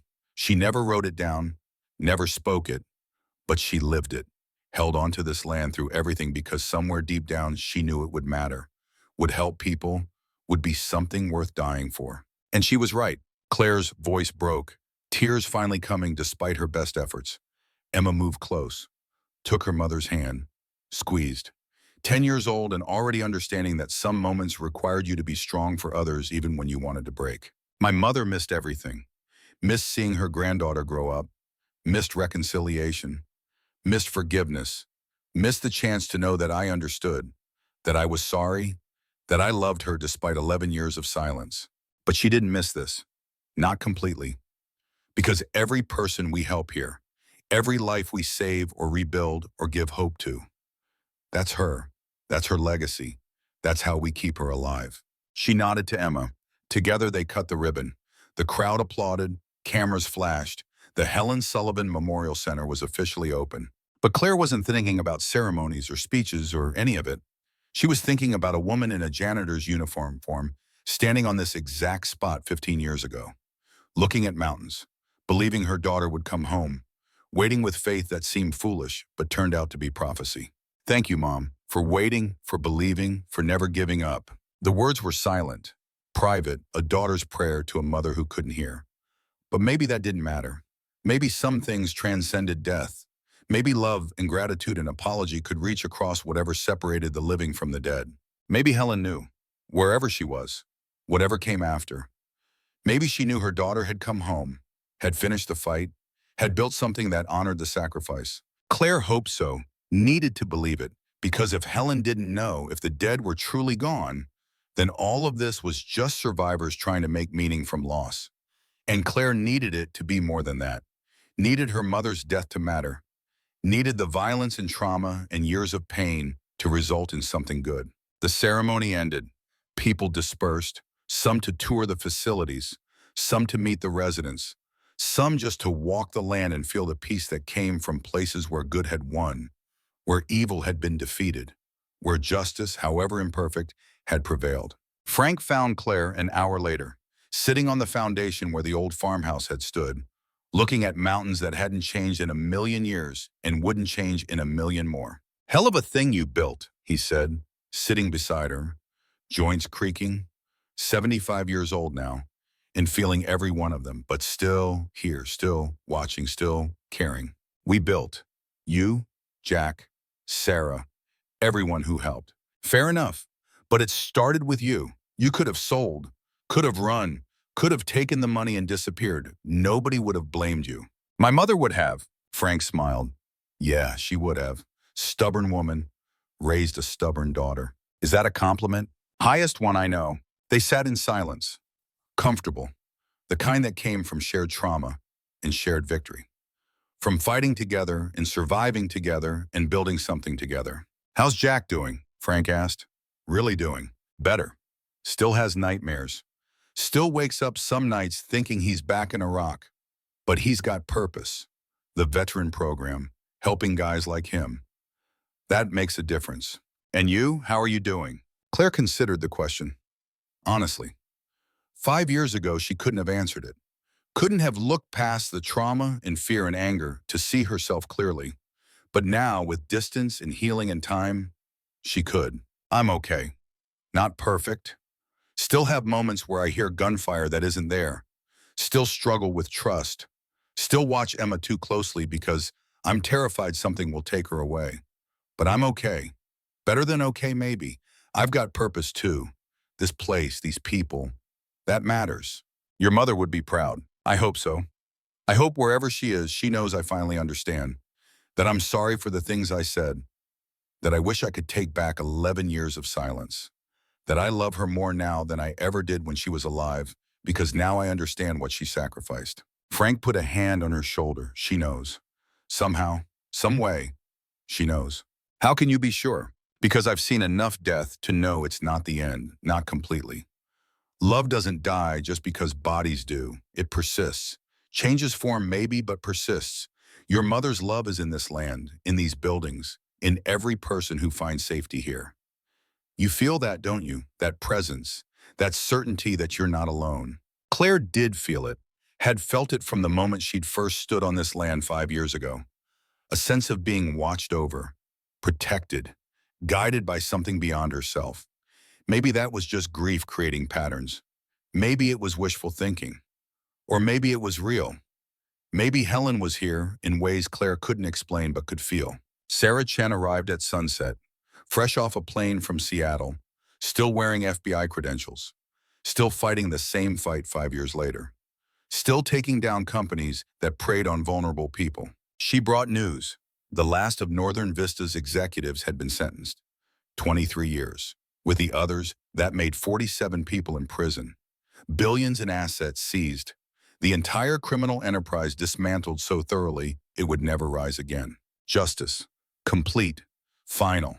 The kind that took years to achieve but was worth the wait. "We did it," Sarah said. "Took 5 years, but we got them all. Every single person who hurt your mother, who threatened you, who tried to steal this land, they're all in cages now, all paying for what they did." "Does it feel like enough?" Claire asked. 47 people in prison. Does that balance what they took? Sarah was quiet for a moment. Then, "No, nothing balances it. Your mother's still dead. 14 families still lost everything. You and Emma still carry trauma you'll never completely heal from. Prison doesn't undo that, doesn't make it right, but it stops them from hurting anyone else. And sometimes that's all justice can do. Prevent future harm even if it can't repair past harm." Claire understood, had made her peace with it years ago.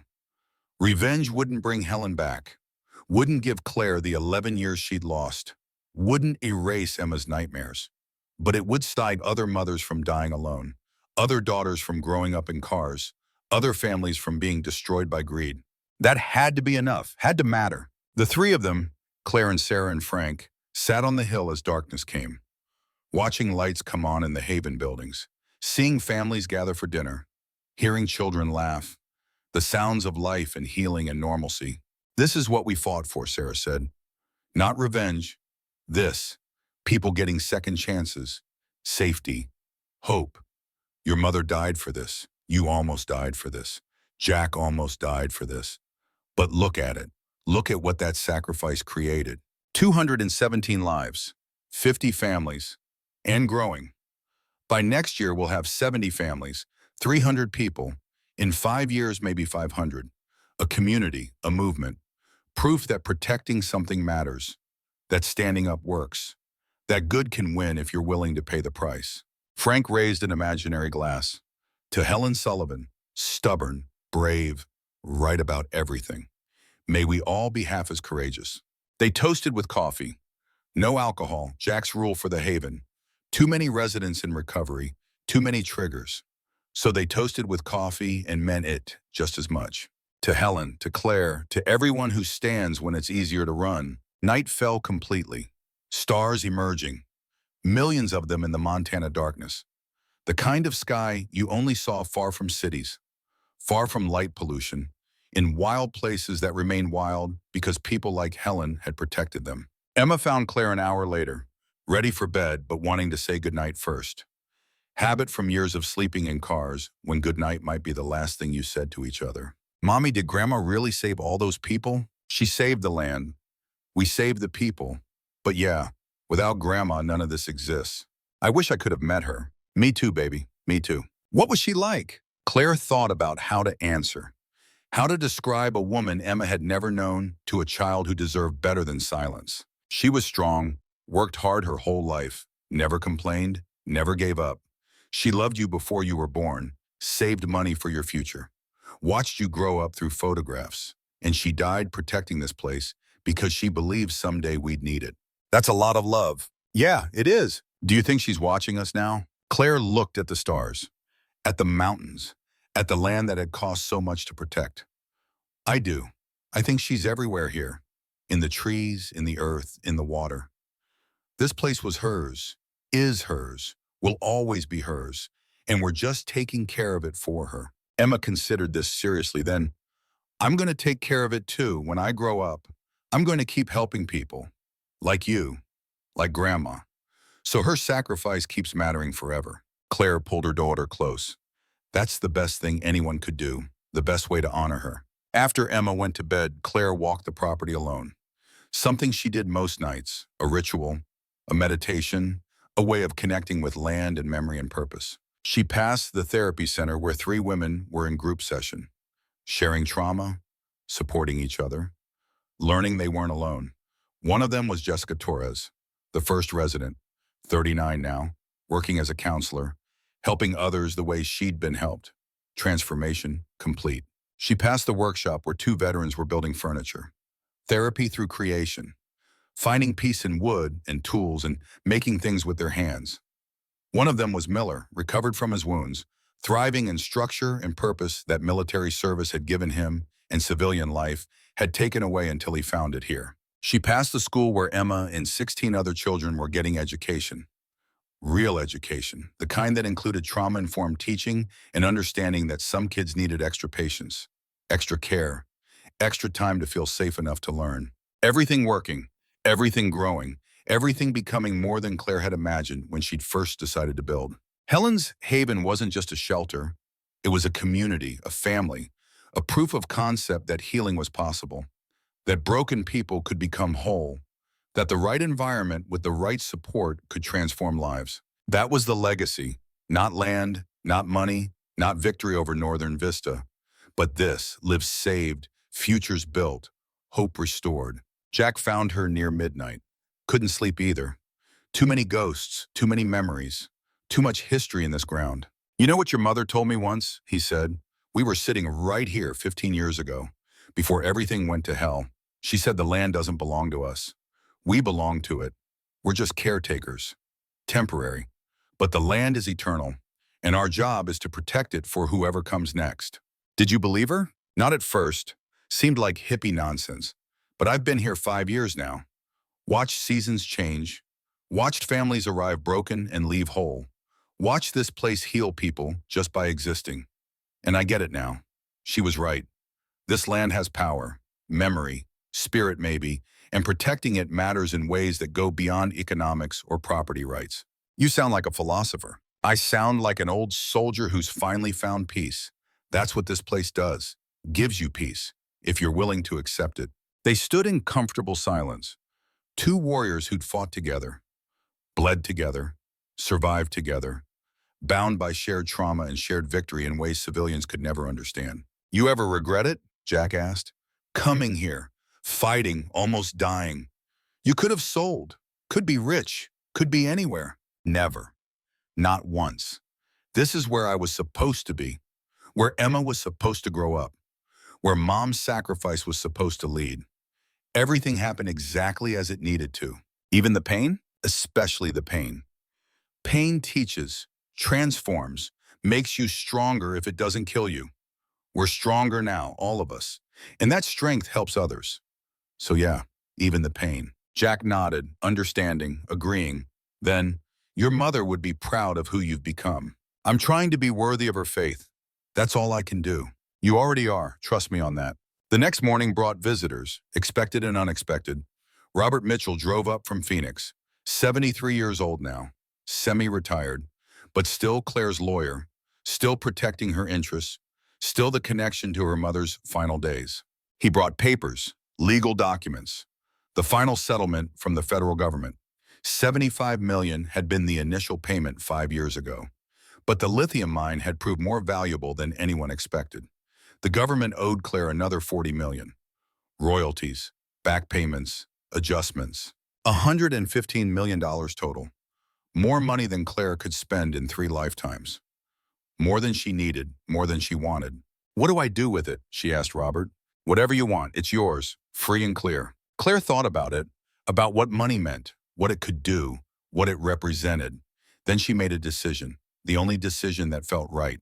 Set up a foundation, the Helen Sullivan Foundation, $40 million endowment. Use the interest to fund similar projects, havens in other states, other communities. Expand the model, help more people, make Mom's legacy bigger than just this place. Robert smiled. She'd expected this answer, had probably already drafted the paperwork. "That's beautiful, Claire. Perfect. Exactly what she would have wanted." The other $75 million stays with the haven. Operating costs, expansion, making sure we never have to turn anyone away because of money, making sure this place exists forever. Forever is a long time. Then we better build something that lasts. Robert left with instructions, setting wheels in motion. Within 6 months, the foundation would be operational. Within a year, 3 more havens would open: Wyoming, Idaho, Oregon, all following the same model, all protecting land and people simultaneously. All proof that one woman's sacrifice could echo across generations and geography. Legacy multiplication. That's what this was. Helen's stubbornness multiplied through Claire's determination, multiplied through everyone they helped who would go on to help others. Ripples spreading outward. Infinite. Eternal. That evening, Claire received a letter, hand-delivered by courier. Expensive paper, expensive handwriting, unexpected. It was from Marcus Thornton, in prison, serving year 5 of his 300-year sentence. Dying slowly of cancer the doctor said was untreatable. Ironic given he'd poisoned Helen with the same disease. Karma maybe, or coincidence. Either way, dying. The letter was apology, confession, unburdening, the kind of thing dying men write when they want absolution they don't deserve. Miss Sullivan, I am writing this from a cell that will be my home until I die, which won't be long. The doctors give me 6 months, maybe less. I have had 5 years to think about what I did, about the lives I destroyed, about your mother, about you, about the evil I committed in the name of profit and progress, and all the lies we tell ourselves to justify terrible things. I cannot undo it, cannot make it right, cannot ask for forgiveness because I don't deserve it.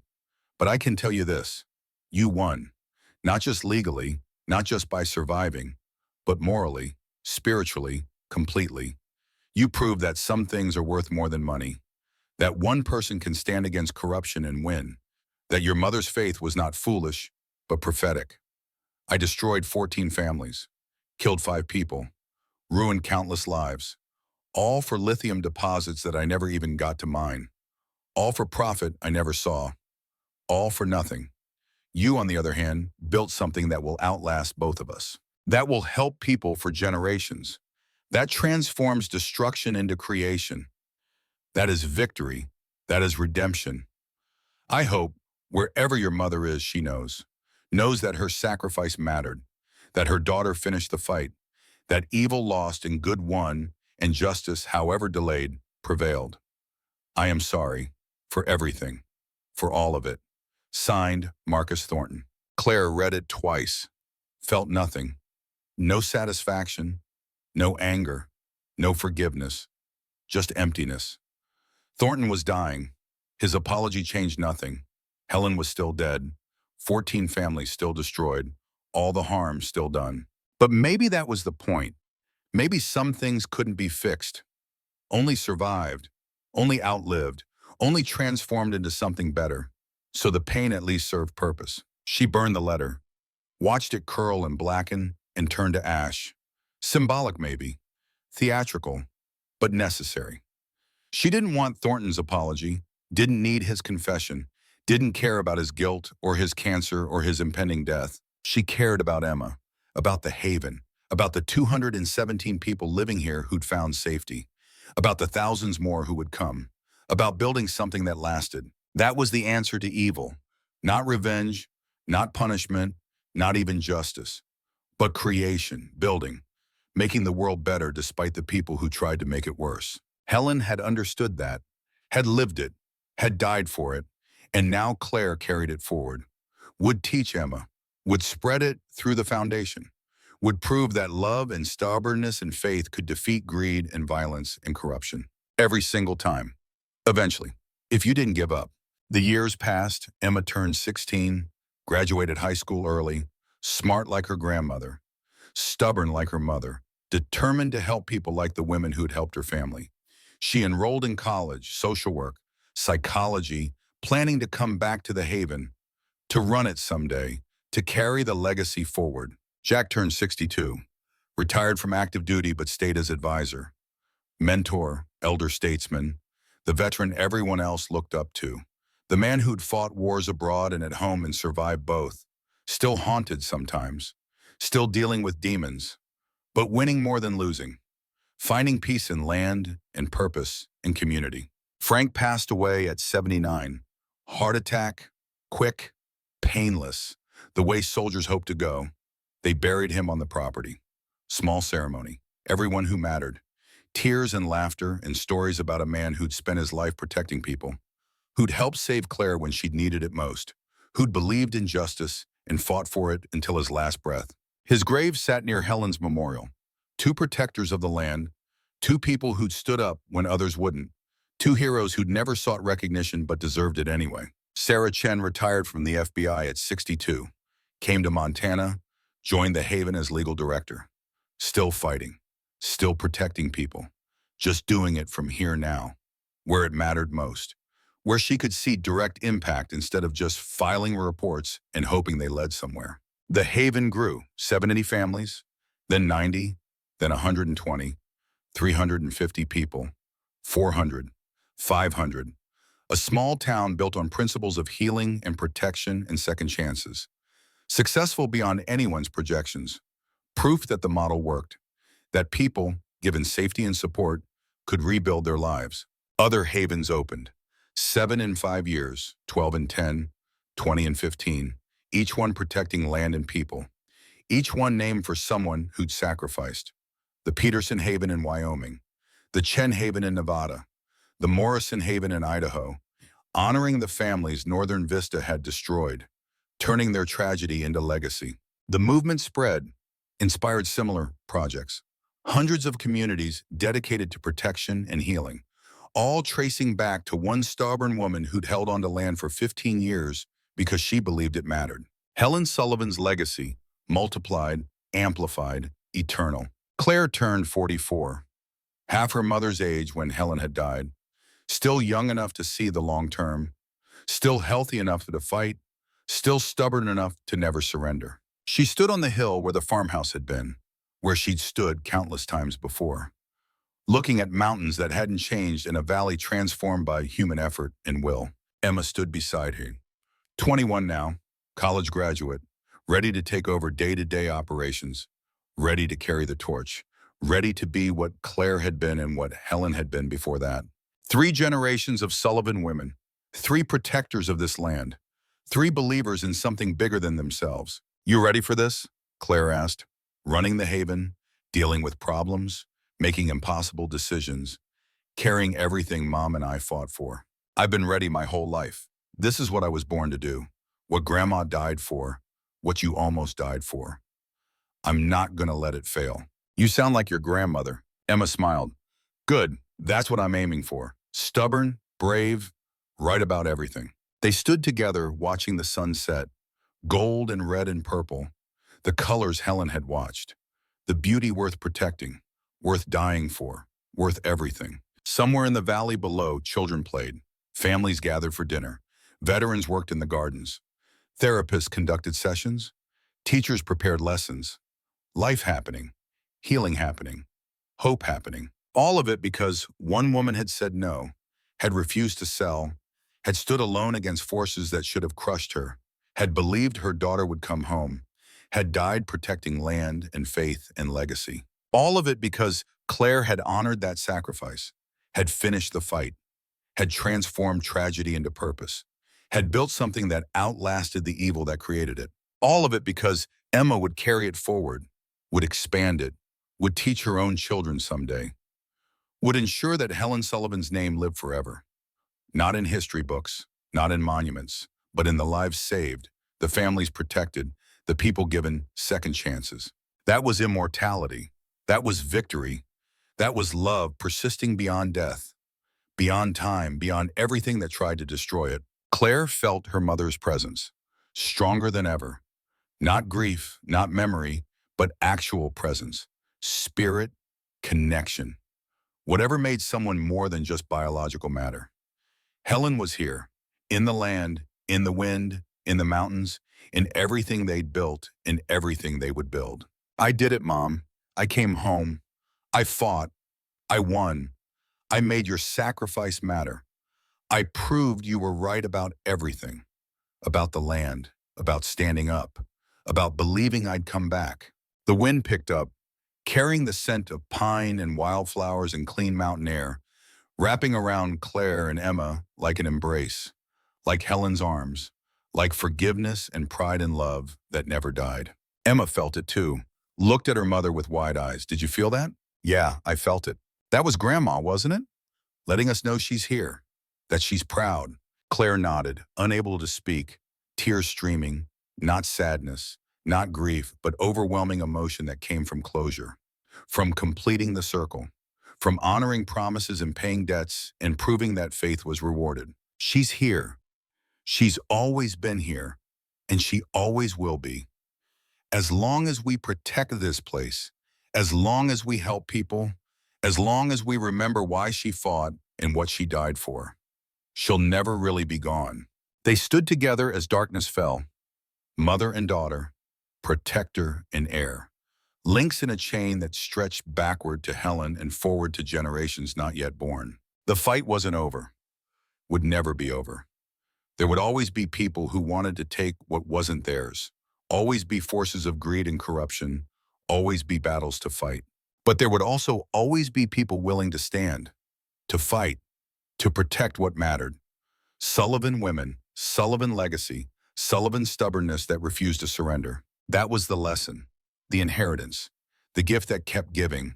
Not land, not money, not even the haven itself, but the knowledge that resistance was possible, that one person could make a difference, that standing up, even when terrified, was always right. Helen had taught that, Claire had learned it, Emma would live it, and thousands of people, present and future, would benefit from it. That was legacy. That was redemption. That was love conquering death and evil and everything that tried to destroy it. That was victory. Complete, final, eternal. The stars came out, millions of them, watching over land that would remain protected, over people who would remain safe, over a legacy that would remain alive. Helen Sullivan's legacy, built on sacrifice, maintained by stubbornness, multiplied by love. And it would never die, never fade, never be forgotten, because some things, when protected properly, last forever. Some things are worth dying for, worth fighting for, worth everything. This land, these people, this legacy, Helen had known it, Claire had proved it, Emma would continue it, and the mountains would watch. The wind would blow, the land would endure. Forever, just as Helen had believed, just as she died believing, just as it should be. The Sullivan women had won, completely, finally, eternally. And somewhere in whatever came after death, in whatever peace rewarded the faithful, Helen Sullivan was smiling. Her daughter had come home. Her granddaughter was strong. Her land was protected. Her legacy was secure. Everything she'd hoped for, everything she'd fought for, everything she'd died for. Achieved, honored, eternal. That was enough. That was everything. That was love winning. The end and the beginning, forever.